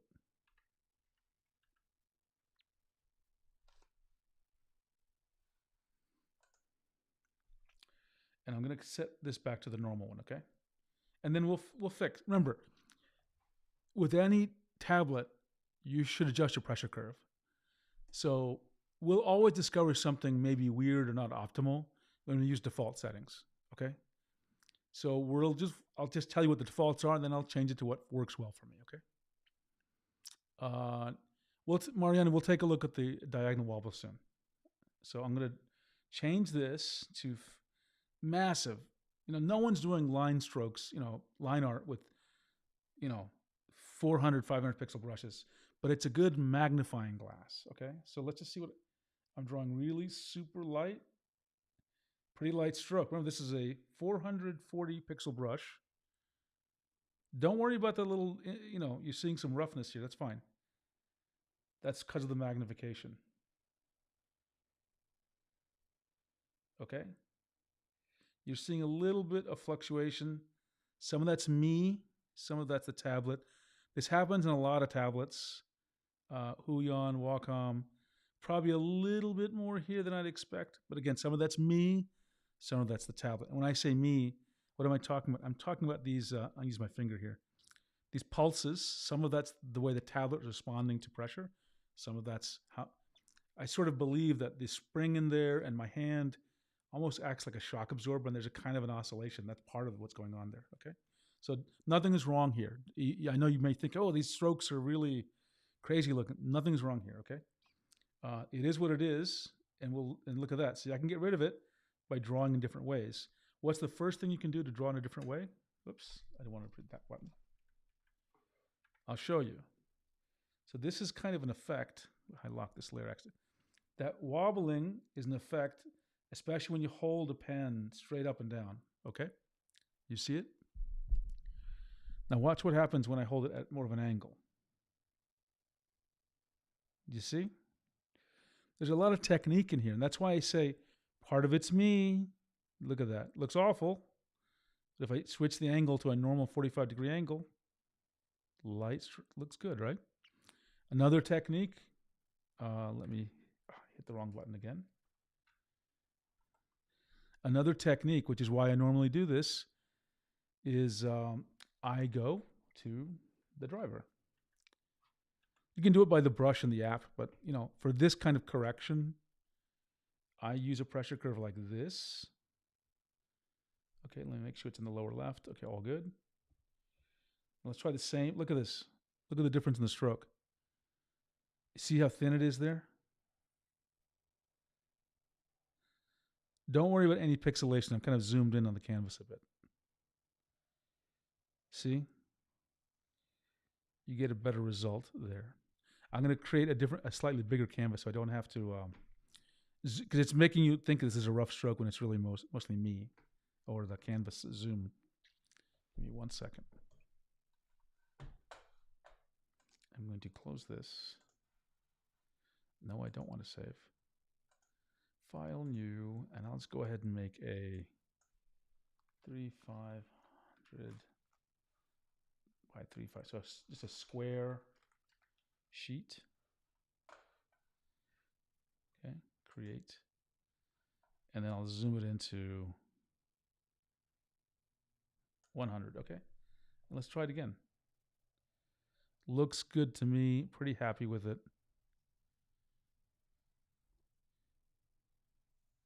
Pretty happy with it, okay? So remember, you always have to adjust the pressure curves on your tablet, Wacom, Huion, XP Pen. So don't get thrown off by that, okay? But just remember, I do have that pressure curve, and that's helping. I'm very happy with the strokes, the initial activation force. Okay, let me just go backspace here, and I'm going to just talk about what it feels like. Remember, I'm drawing at about 45-degree angle. I'm able to make very light strokes, and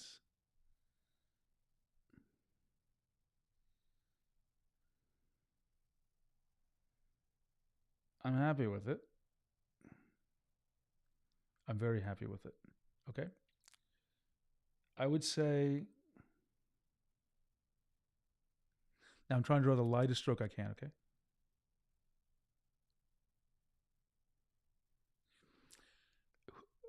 XP Pen says that this tablet, its initial activation, sorry, this pen, initial activation force is about 3 gram force. I would agree with that. So it seems to be 3 gram force. I mean, in my subjective opinion, it's not as good as a Pro Pen 2, of course, but they never said it was, which is like less than 1 gram force according to Tablet Expert Cube. So I'm pretty happy with it. The only people who would be, disappointed would be people who are really used to the Pro Pen 2 initial activation force, which is really low. Okay, let's take a look at some questions here. Mario, diagonal wall. We'll get to the diagonal wall in a second. Philip, I'm curious too with Huion see more wave with their larger tablets compared to the 19 Pro. I haven't tried the 27 Pro. We'll get to the diagonal wobble. With the Huion, then Philip says, I've never noticed with the Intuos Pro. The Intuos Pro can do it. It doesn't do it as much. Okay. It definitely does happen. I can show you, I think one of my streams, I actually showed it to people, or at least I can record it. I do plan on doing a video about this kind of pulsing effect. But with the Intuos Pro, it's also a function of the texture of the Intuos Pro, right? Here, it's not a texture thing. This is a very smooth surface. How does the surface feel? Now that I said surface, I will say, I've got a bunch of tablets in front of me, so I'll tell you.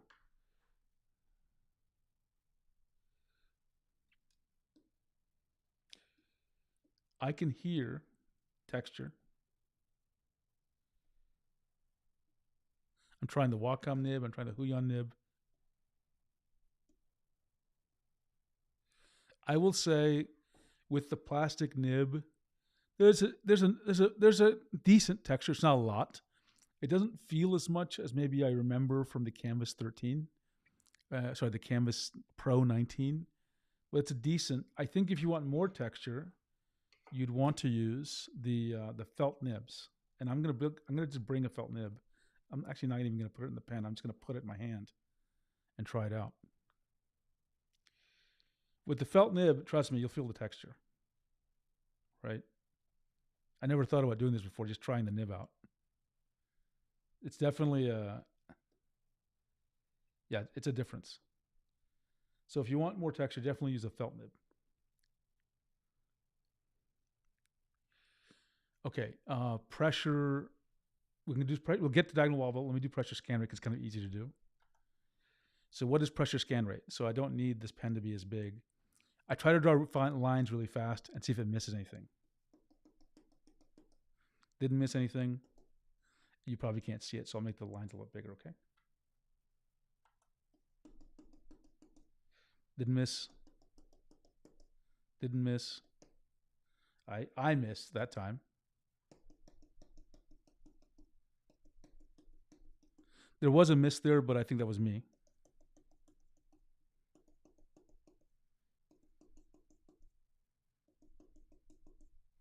Yeah, older tablets tend to miss because I'm drawing lines really fast. Okay. But for a long time now, sort of modern pen tablets don't miss any strokes, so this is fine. Tilt compensation recovered. It's pretty good. Parallax. Okay, well, let's see what I can tell you about parallax. And this time, how can I measure this correctly? It's a little bit difficult here. Well, it's hard to tell, but I'm going to put the thing at an angle here. You can't see it. It's mostly visible to my eyes.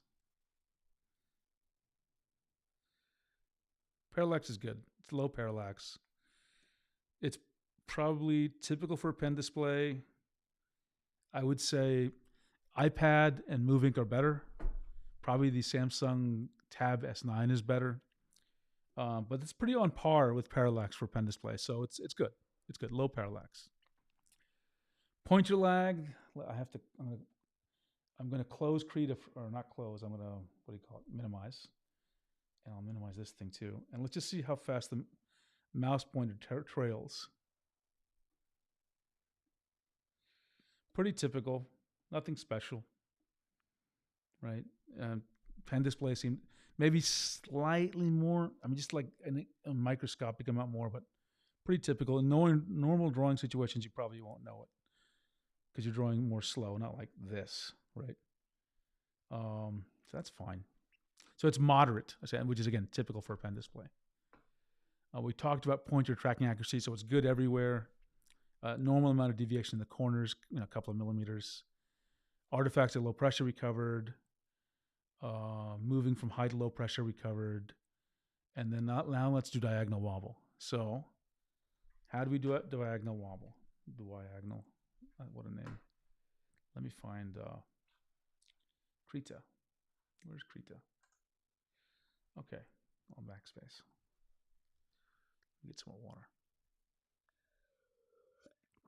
Smitty McDaniels asks, what is parallax? Okay, I'll show it to you. So unfortunately, parallax, okay, I have to draw I'm going to draw a picture. Does anyone mind if I actually draw something? And you'll see why I don't draw for people. Let me,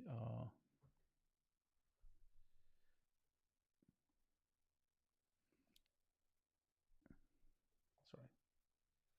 Let me get backspace on that. Okay. So let me show what parallax is. This is a cross-sectional view, okay? And I'm going to use a different pen because I'm not trying to draw strokes in the same way. Maybe I'll use this thing, okay? So here's the LCD display panel, okay? And so this is like the LCD, the IPS panel, LCD display panel, okay? And then on top of it is glass. Okay, you know that. Now what's in the middle? Older tablets have an air gap. There's literally air between here. And sometimes little ants get in between in the air, believe it or not. But with a modern laminated pen display, you get something in this layer called OCA, optically clear adhesive. So clear glue, okay? It's meant to put glass on things. And the reason they call it laminated is that the entire thing sort of acts as one smooth thing. That's sort of the meaning of lamination in this sense. Okay, now that you know that, let's think about what's happening here. And on this side of the glass, or this side of this diagram, I'm going to draw a bunch of squares, okay? So remember, your eye is like here, okay? You're like looking this way. It's the cross section. So these are a bunch of pixels, okay? And then the glass on top of it. Let's ignore the OCA, okay? Let's just ignore that for a second. Actually, I'll leave it in there because it'll come. I'll leave it in. Okay. So let's suppose your tablet exactly knows where your pen is. Like exactly, it's perfect, right? And your pen has a nib that's just right here. And it looks like this, right? So the nib is here, and then what happens is, let's say that this is directly under, and so there's a red pixel directly under, okay? So what do you notice? If this pen's over here, then the pixel will be here. It'll be perfect. Now, parallax is due to the distance between the top of the glass and the top of the LCD, the display panel, okay? And I've exaggerated how big the optically clear adhesive is and how thick the glass is. It's really thin stuff, okay? But the principle of this is, if your pen, actually, let me just do it this way. You see your eyes? Your eyes, we draw a line from the eyes from here, okay? And we draw another line here. And if you were to look at this from your eyes, what do your eyes see? Sorry. Your eyes will see the pen here, and you'll see the pixel here. So it's really red pixel. However, it's perfectly accurately gets in the position because there's this distance. And the closer this distance is, the closer that red pixel will be to the actual tip of the pen. Okay? And this effect is called parallax. And parallax is, more formally they say, it's the difference in positions, in the perceived positions of objects due to different viewing angles. So if your eyes lower here, it'll look even more separated. This is why you want to look at parallax right about here. And you'll see this will look crazily separated to your eye. If your eye's up here, you'll barely notice any parallax. Okay, so Smitty, does that help? It's right. It's a what we call it's an apparent inaccuracy that's due to the angles of the eyes, and that's formed by this separation. If the pen were literally on top of if it was touching the panel, there'd be no parallax, right? Like the tip would literally be under.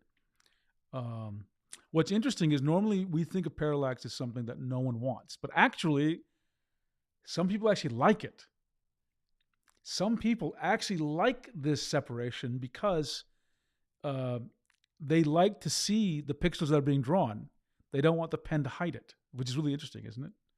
And sometimes I actually can understand that perspective.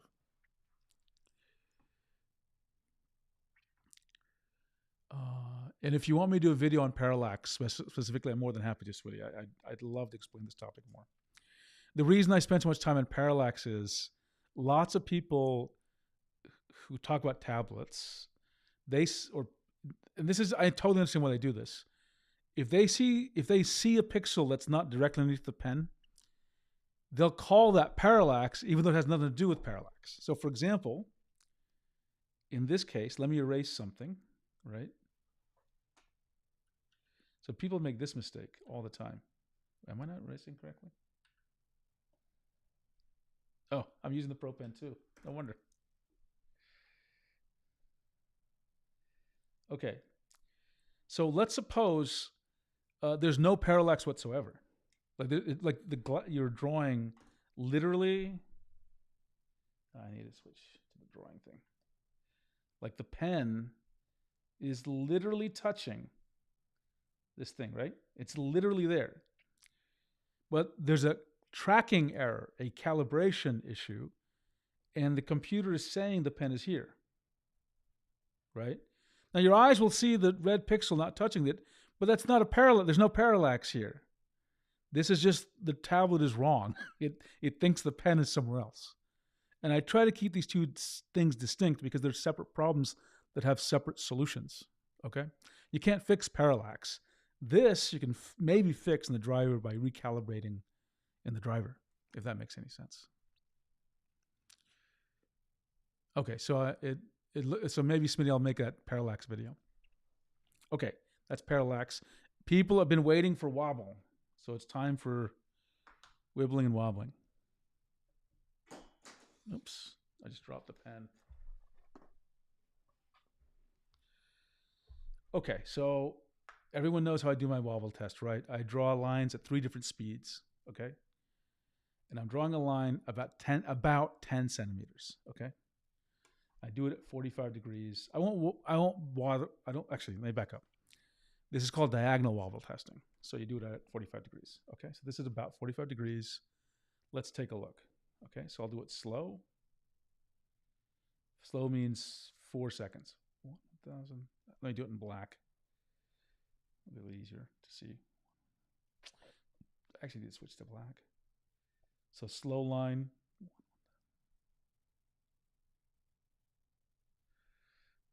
I'll do it again. Even slower, actually. Slower still. You can't see it. I can. Things are going good, by the way. Things are going extremely well. It's faster.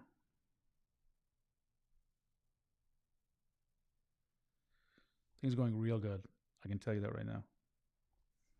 I've done this test so many times. Fastest, 10 centimeters in 1 second. Okay. Let me show you what's going on. Hopefully my little webcam stunt here will actually work the way I think it's going to work. Okay.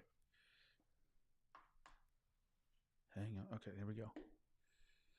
You see these lines? There's no wobble. There's like microscopic. This is fantastic. Same. These are all slow lines. They're really good. They're just really good. I'm not. It's microscopic, and this is when you get diagonal wobble, it will almost always show up in slow lines. So whatever XP Pen has done, they've done a good job. At least with this unit, I'm not seeing any diagonal wobble. This is on par with the best I've seen from Wacom and Huion. So excellent job for diagonal wobble. Okay. Unwobbly. I like that word.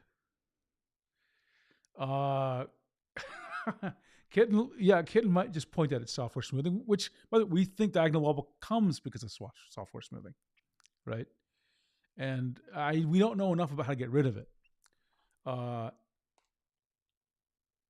Maybe toward the end of this stream, I'll talk about the open source tablet topic, and we'll talk about maybe we have an idea how to experiment with this.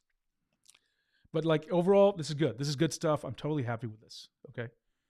Let's take a look at the comment. Koyo, good to see you, Koyo. Can you try it again, but with a higher tilting? Sure, absolutely. I did it about 45 degrees. You want me to do more perpendicular or lower to the tablet? I assume you mean more perpendicular.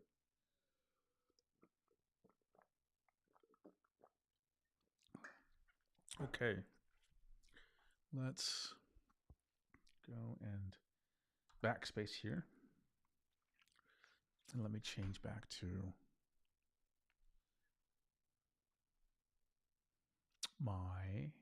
there we go. Okay. And I'm going to open up one more window here. Okay. So let me take the microscope away. And let me, sorry, I have two mice here, so I'm always confused which one I do. Okay, and then Koya wanted me to do it at a higher angle. Okay, and again, since I don't know, I want to see the depends closer to the tablet. Okay, so I'm going to do it closer. Same test. Okay, so now I'm going to guess, Koyo, that it. Sorry, I keep on locking this damn thing. I don't know why. Why is this here? Okay. Okay, so close to the tablet.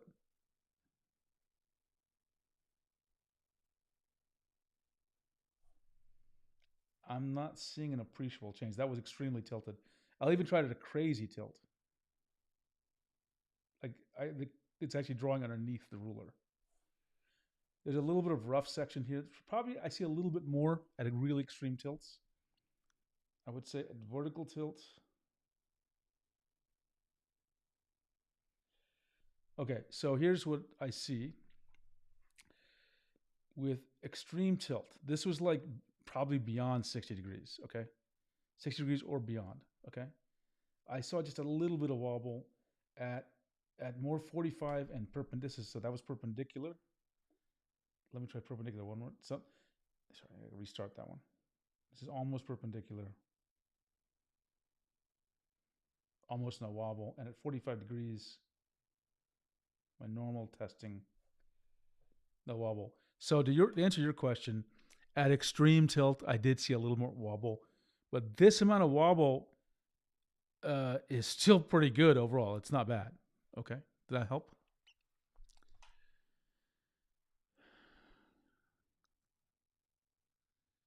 Okay, tablet kitten, unless you're going to vectorize and get rid of the kinks in the lines, good luck getting rid of the wobble. I think this is absolutely, even this at this tilt, we see that's absolutely acceptable.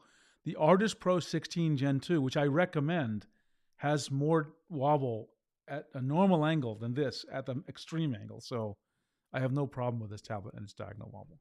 Not at all. Okay, let's see what else we want to cover here. Pointer lag, we talked about diagonal wobble.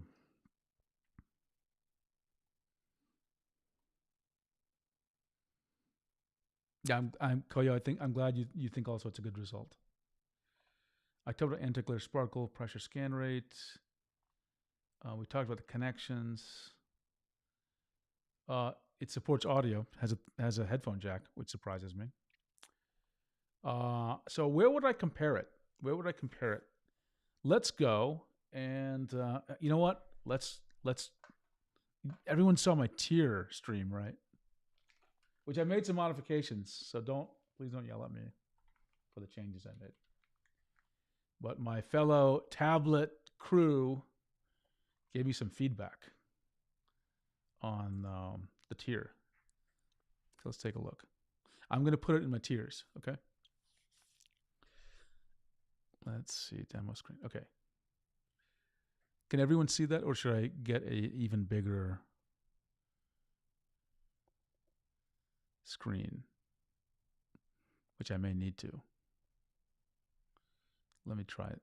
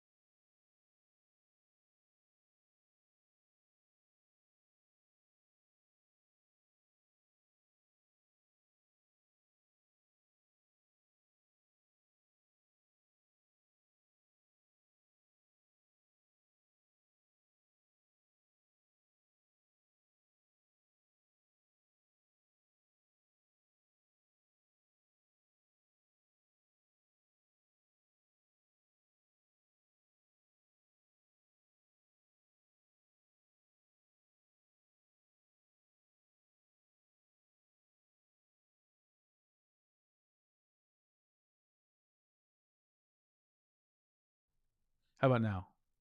Sorry about that. Sorry about that. Okay, I'm going to wait until everyone confirms my voice is back on.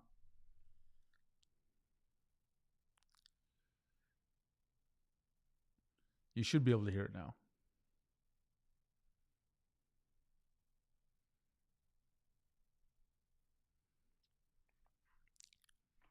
Okay.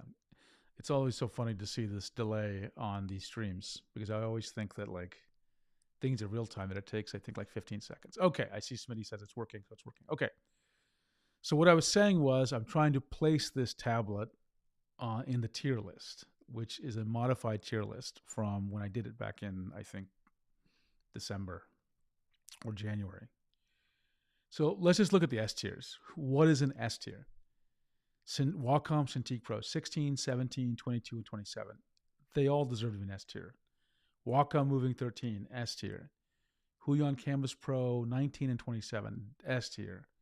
Wacom Intuos Pro Small, Medium, Large, PTH X60 series, going to be S tier. By the way, I mention this all the time, but I'm just going to say it one more time. We expect Wacom to release new Intuos Pro 2025 models. Okay? We think that's coming. I can't say what, I don't know. I don't have some special knowledge of Wacom, but let's just say our industry spies, our industry analyzers, our our intelligence division has found resources indicating that a new Intuos Pro series is coming. So there's going to be another S tier tablet, we know, coming out in 2025 from Wacom. Okay. Now, one thing you should observe about everything in the S tier is this: they all support touch. The volume is low, Koyo? It's about as high as... interesting. Maybe I'll just try talking a bit louder, okay? So anyway, so what I was saying was the S tier tablets all have touch. And I have to make a decision. And maybe you can all help me. The first question, there's a couple of other things we need to think about, but one of the questions is, can a tablet be S tier if it doesn't have touch? Because that's what's left right now in my S tier. I mean, I'm not saying touch is enough, but all S tier tablets have touch. And I'd like your feedback if I should make it a requirement that tablets have touch. Okay, so that's the first big question I have for you as an audience. So I'll be looking to the comments about touch support. Do you have to have touch support to be in S tier? Now let's take a look at A tier, because really that's where this tablet's going to go. It's either going to go to S tier or A tier. The 19. That's right. I need to place it. I can't remember if I skipped it in the stream I did on the tier list, Mariana. I'll have to take a look at that video again. S plus for touch, Smitty. I could see that. Right?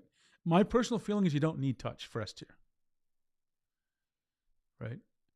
At least I'm thinking that right now, but I want to see your comments. I see Philip says S tier should have touch and no ghosting, or little to no ghosting. I got to dig into that ghosting issue, don't I? Again, this is a new Mac, so it could be the Mac I got. Maybe it's doing something. I don't know, right? Or the way it's connected to the tablet. Because I saw the same ghosting I used a Wacom tablet, which surprised me. Maybe I haven't been paying attention. Okay, what's in the A tier? Huion Canvas 13 Gen 3, 16 Gen 3, Artist Pro 16 Gen 2, 14 Gen 2.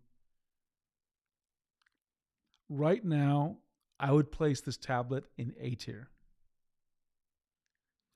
because that's where the remaining, it matches up closely with the others in the same series, right?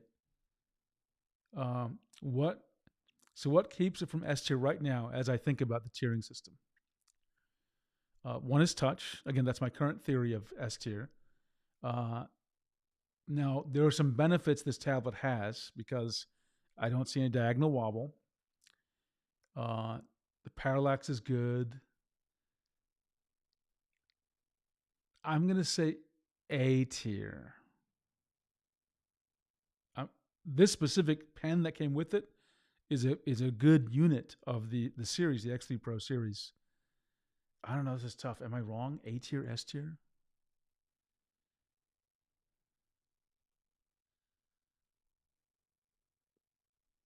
Philip says, if you've been spoiled by how much faster it is to navigate on iPad, Samsung tablets, it's actually slowed down not to have touch on PC. It is. I agree with you. Let's see. Mariana says, I don't think touch is that important.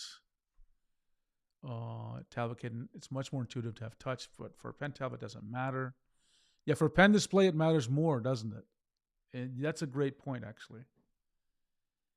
Koyo, I don't really need touch for drawing. Okay, so overall, I think people are, generally, it seems like more votes toward touch is nice, but it shouldn't be required for S tier. Someone had a suggestion of an S plus tier, which is interesting. So maybe the S tier display tablets should have touch, but not necessarily. It's interesting. Anyway, I would put this in the A bucket, but I want to think about why. Yeah, touch is the primary reason I wouldn't put it into the S bucket. The other reason is the X3 Pro pens aren't as good as the PW600 pens. They're not as consistent. Now, this specific unit was very good. I didn't measure it, but just subjectively I felt it. But I think I wanted to see consistent pens, right? I want to see consistent pressure in pens. So Huion also has a lower IAF, initial activation force, right? Another thing, even though I like the design, it's big. Take a look at this. Let's take a look at the bezel size real quick. This is a ruler, of course. I tell you what, I'll be nice to the Europeans and the non-Americans, and I'll actually use your metric system, okay? 40 millimeters on top. About, I don't know, I'm going to guess 35 millimeters on the left. About 35 millimeters on the right. And I would say 55 millimeters on the bottom. I'd like this tablet to be smaller. I know some people like the big bezels, but it actually it goes wider than even the bezels, like this part, which is nice, but I kind of would like this smaller. And I think that does detract a little bit from the elegance of the tablet.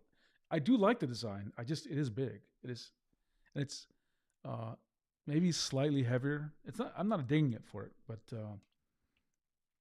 I just think it would be nice a little bit smaller. Okay, let's see what else. Millimeter, yeah, millimeter. What are those? I like inches. I like to talk about inches, and if you're an American, it's so natural to talk about feet and miles. Like everyone in America knows, there's 5,280 feet in a mile. It's just flows. We just know that it's instinctive for an American.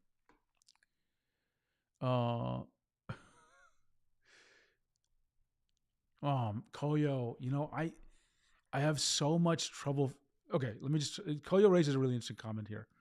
The tier list will be better if the price is a mandatory point. I didn't consider price in the tier list, and I want to explain why I didn't. I'm not. By the way, I'm open to adding price. I actually am. The reason I gave up on it, and I just gave up on it, is like this is kind of like a multidimensional problem, right? Like there's so many different dimensions that a tablet can be good or bad at. Adding price it got really confusing for me. So, for example, take the Wacom, the one by Wacom Medium CTL 672. In a sense, it's kind of an S tier tablet because the drawing performance is good. It's got low IIF. Its price is good. It's a low cost tablet. However, it's hard for me to put that in the same category as the Intuos Pro. Right? The pen is not as good, right? So price confuses things for me. Maybe there's another way of thinking about the tier list where price is like, I can bucket it in price or something. I got to think about it. Like maybe there's like high price S and, low price. You know what I'm saying, right? Like a bucket within the tiers for price. Interesting. I literally only remember that because I remember the Titans. Oh, did they talk about that? I remember because one of my science teachers in high school was obsessed with making sure we remembered there were 5,280 feet in a mile. And so, none of us in that classroom could forget 5,280 feet in a mile. I've never saw Remember the Titans. Maybe I'll check it out. Okay. Did I cover... Let me double check on my notes here. Did I cover anything? Do I need to cover anything else with this tablet? I'm looking at my notes for the Canvas 13 Gen 3. Yeah, I covered all the topics. Oh, sorry, there's a few more I didn't. Heat. It's 100% brightness for over an hour now. I'm touching it. So it's cool. Slightly warmer than cool. Warm.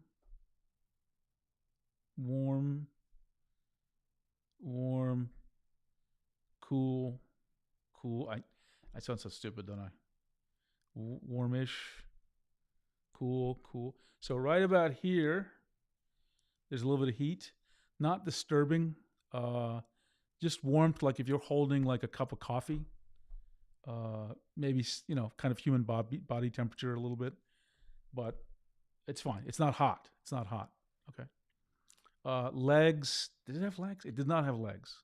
Actually, let me double check that. Let me turn on the camera so you see what I'm doing here. Let's double check. I don't think it has legs.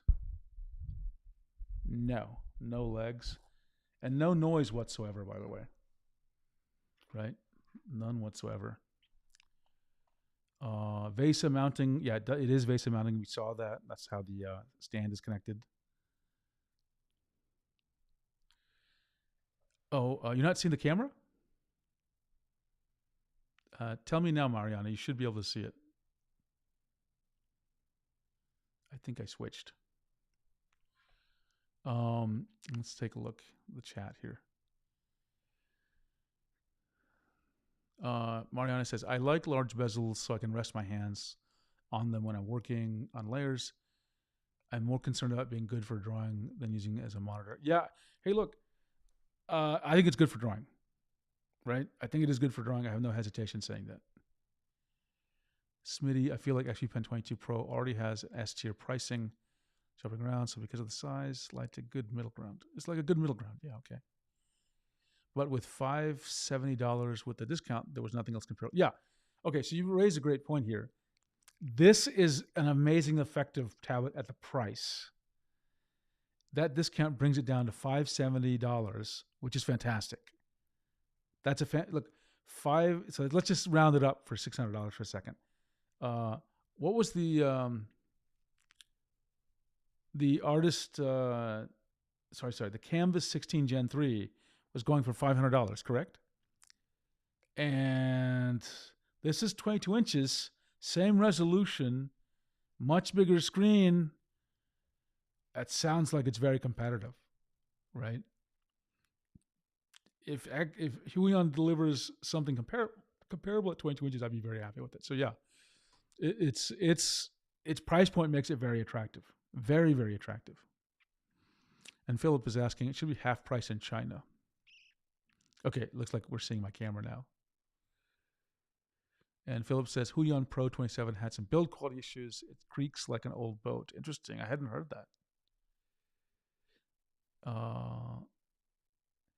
And great movie, by the way, Denzel Washington football movie. Interesting. Denzel Washington is a great actor. I'll give you 2 recommendations for a Denzel Washington movie, okay? Ricochet with John Lithgow, and I think it's called An Officer's Story. He's a very young Denzel Washington in An Officer's Story, and a very different role, and maybe it's a bit tough movie to watch, but fantastic, just fantastic. Aside from display and pen touch issues, everything well. The price, Koyo, the price of a tablet is a big purchase decision for a lot of artists, so it would be more useful as a tier when the price is included. Okay, Koyo, I see your point, and I think I'll figure out a way to do it, okay? I'll figure out a way to bucketize them or add them to the tiering, or at least indicate, I don't know, maybe I'll put a little star by like great values. How's that? Because this tablet is a great value. Because you're not getting 22 inches with this kind of quality easily. The Wacom 22, Cintiq Pro 22 is $3,000, right? Oh yeah, Philip, it could be a separate tier list as well. Yeah, that's fair. That's fair. Okay. I guess I'm done with the tablet. Are there any other topics people want to cover? I can cover the open source. I don't know. Maybe we should do a React. We should do a React to that video or something. Would anyone like to do that? I can try it. We can see if we can do a partially React stream to this open source tablet. Is okay, Koyo. Yeah, a great value tier list would be good. Okay.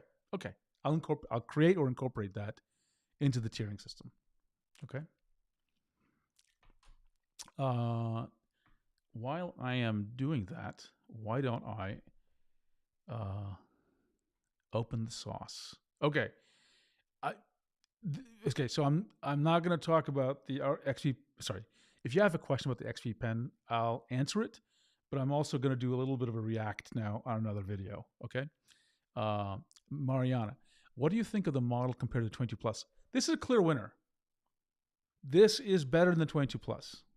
So the resolution of the 22 Plus, in a lot of ways, this is just like the 22 Plus with better resolution. 22 Plus is a good value, but I think this is a better value, right? Because it gives you more, right?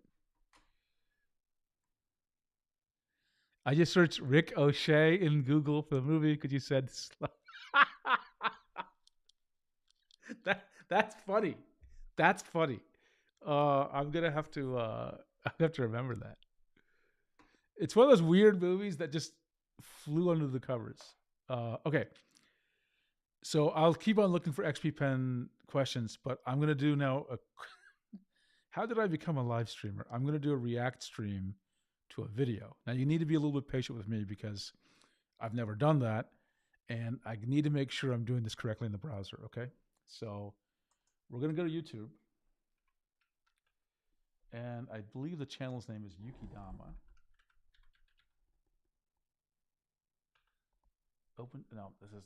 That's open source tablet. Where is that darn thing? Well, I know I can do it on Reddit. So let's go take a look at Reddit on Drawing Tablet. And oh, it's a post I made. Let's just see. Sorry, gotta find the darn thing. Here it is. This is it. Okay. Now you gotta bear with me because I have to make sure I'm doing the audio correctly. Okay. So give me a minute to get this correct. Is that it? Okay. And I'm gonna make this a little bit bigger.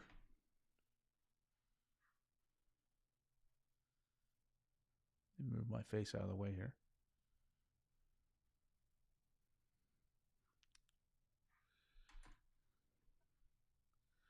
Okay.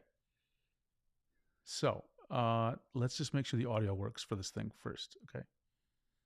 And I may need to.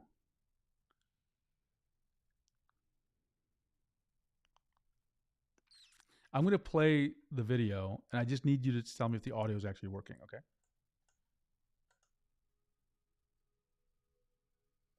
EMR tablets is a pen-based input device that operates I don't think it is. of electromagnetic resonance. Since Wacom invented it Okay. in the 1980s, I don't think it's coming through, so let's try it again. it has been the primary tool for precise. I don't know if it's coming. Okay, no, it's okay. We'll try it a different way.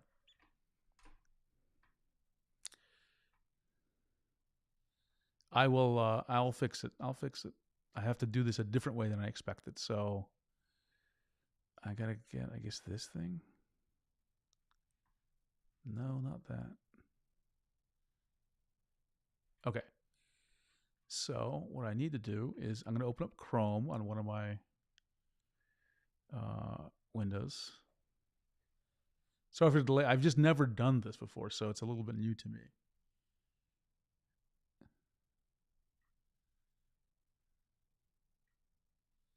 Where the heck is it?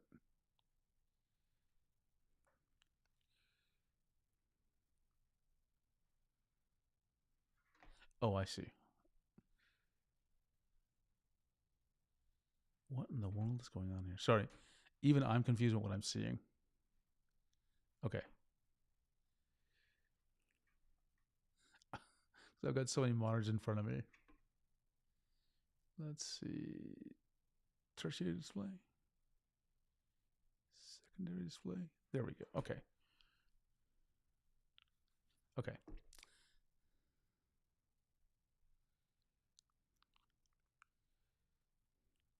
And if it doesn't work, we'll give it up. But I do want to try this because it's such an interesting thing. And hopefully this will actually work correctly with the audio this time.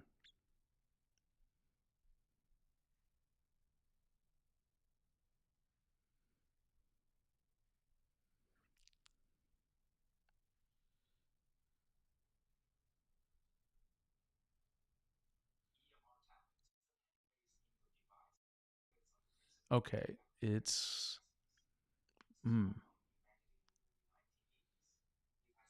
looks like it's not working.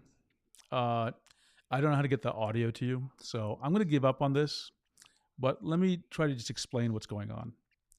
I'm going to put this link to this video in the chat, okay? And I'm just going to explain a few things.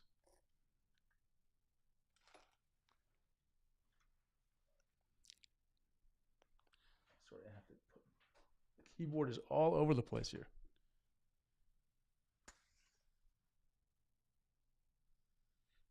Okay.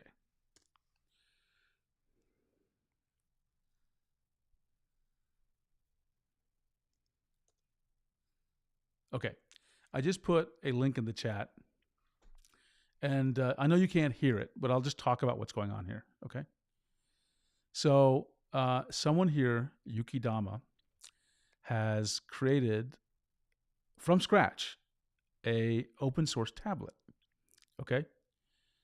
And this video is not long. It's only about 6 minutes, but I just want to talk to you about some really interesting things about it. Okay. Oops. There's some little bit of, okay. And so and when I say built, normally when you see a YouTube video and someone says they built a drawing tablet, all they're doing is they're opening a tablet and taking this digitizer and putting it like under a screen. Okay, so they're not really building their own tablet. But this guy has actually built his own tablet. And I'm just going to sort of go through the video. I know you can't hear it, but I'm just going to snap to certain areas and let me explain to you what he did. So he's got this project called Project Patchouli. I know that's a little bit of a weird name, but it's literally the design for from scratch an open source drawing tablet. Like he actually built one and didn't just get a digitizer from somebody else. And you can see that in this video. And he's explaining something. He's showing this pendulum, which I'm not going to bother going into because it's not going to help the explanation. I want to go to the meat of it.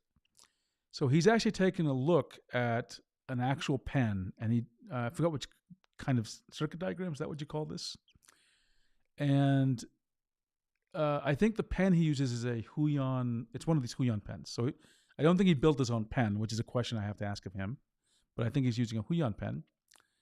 And then he talks about how they work, which is this principle of an LC circuit, or LC resonant circuit. Okay. Let's see, Cami Luna. It's like that one video on Twitter where someone made a giant Snickers bar by melting dozens of small Snickers bars together, adding some water. Yeah, exactly.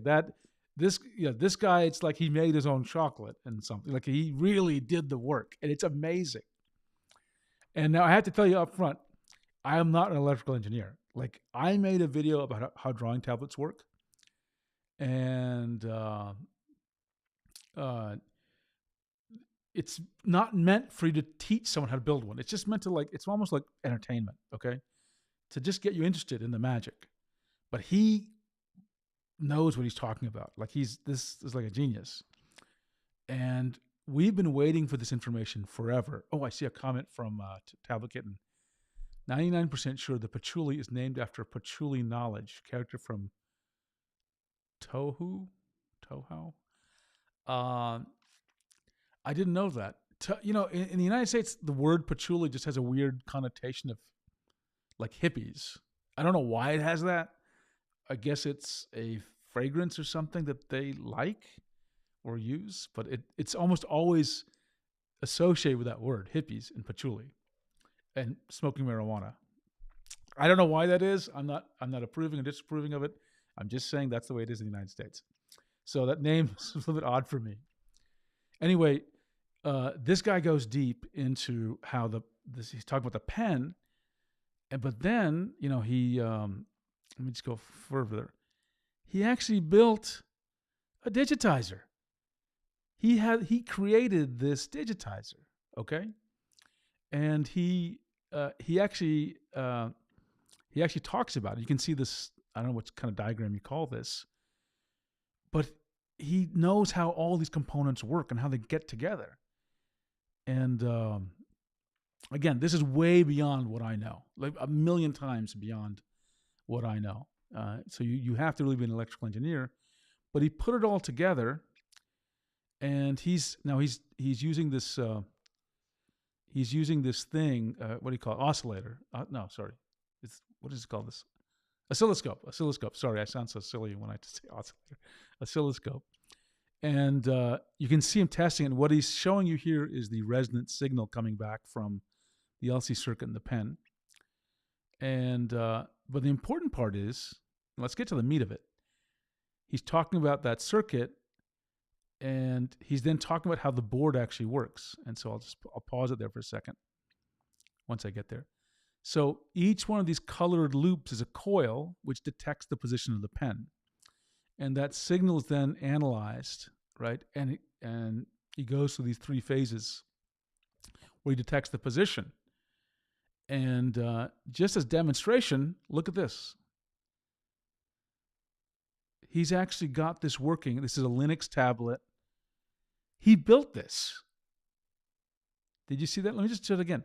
He's drawing on, it looks like Krita, with a tablet digitizer he actually built. Okay, and not only does he do that, you can see he has this old laptop.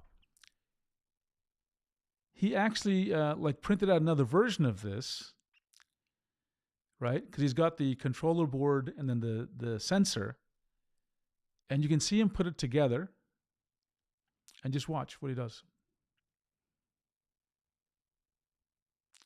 He opens up his tablet and he puts it in there. So he opens up his notebook and he puts the digitizer in there, and he made a pen computer. Okay? Look at that. He said he had to do a little bit of calibration, but he did it. Notice this is a normal EMR pen from a Huion. No wires. It's just a normal EMR pen. And I'll pause it here and let me just tell you why this is really interesting for me. And I think it's interesting for a lot of us. Number one, I see occasionally, maybe not a lot of people, but I occasionally see people they're really interested in building their own tablet. We've never gone far enough to know how to do this, because the information is really not there's a bunch of patent documents from Wacom, but beyond that, no one's ever built a digitizer. So we've been stuck. We've been stuck for a long time, and we never even knew what it took to do it.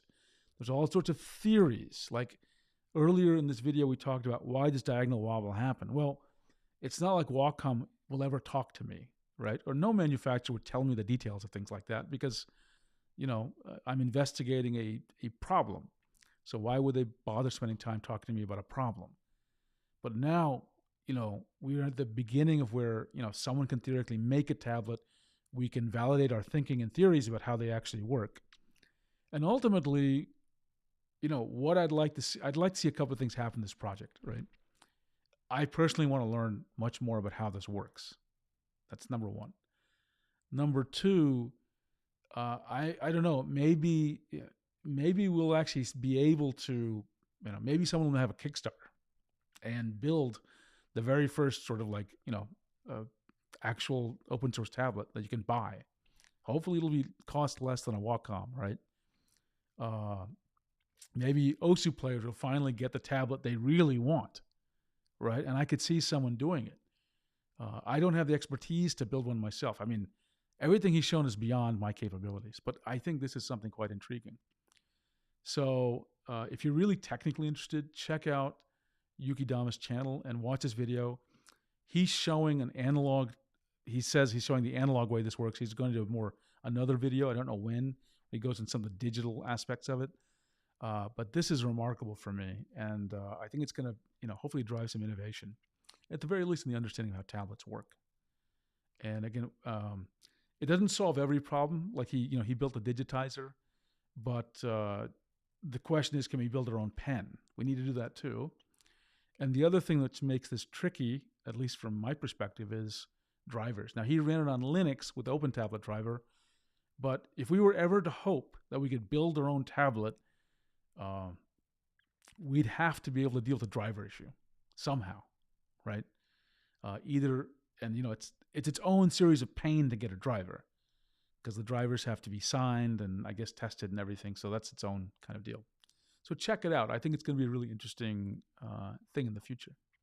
Okay, with that said, I'm going to just double check to see if there's any more comments in the chat.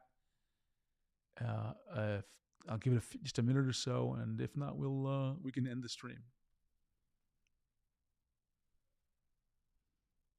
Okay, is everyone... let me close this video here and get back to...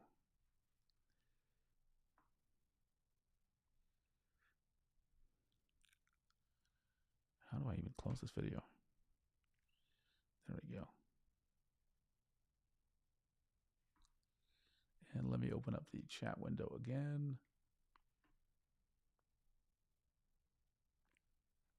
Okay.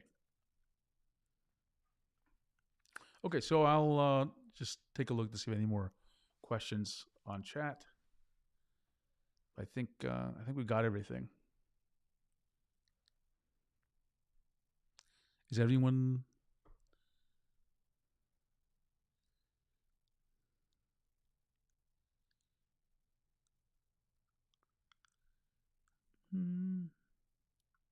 Okay, I'm not seeing any more questions. I'll give it one more minute and then I'll end the stream.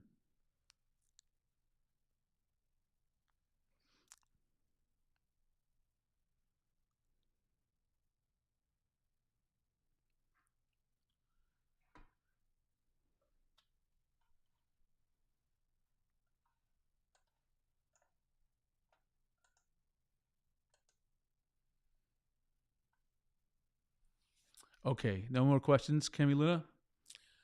Okay, everyone. Hey, thanks for your time. Sorry I haven't been online so much streaming, but I'll get more active again, and I hope you enjoyed the stream. I've got more videos and streams coming, so everyone, have a great day or night.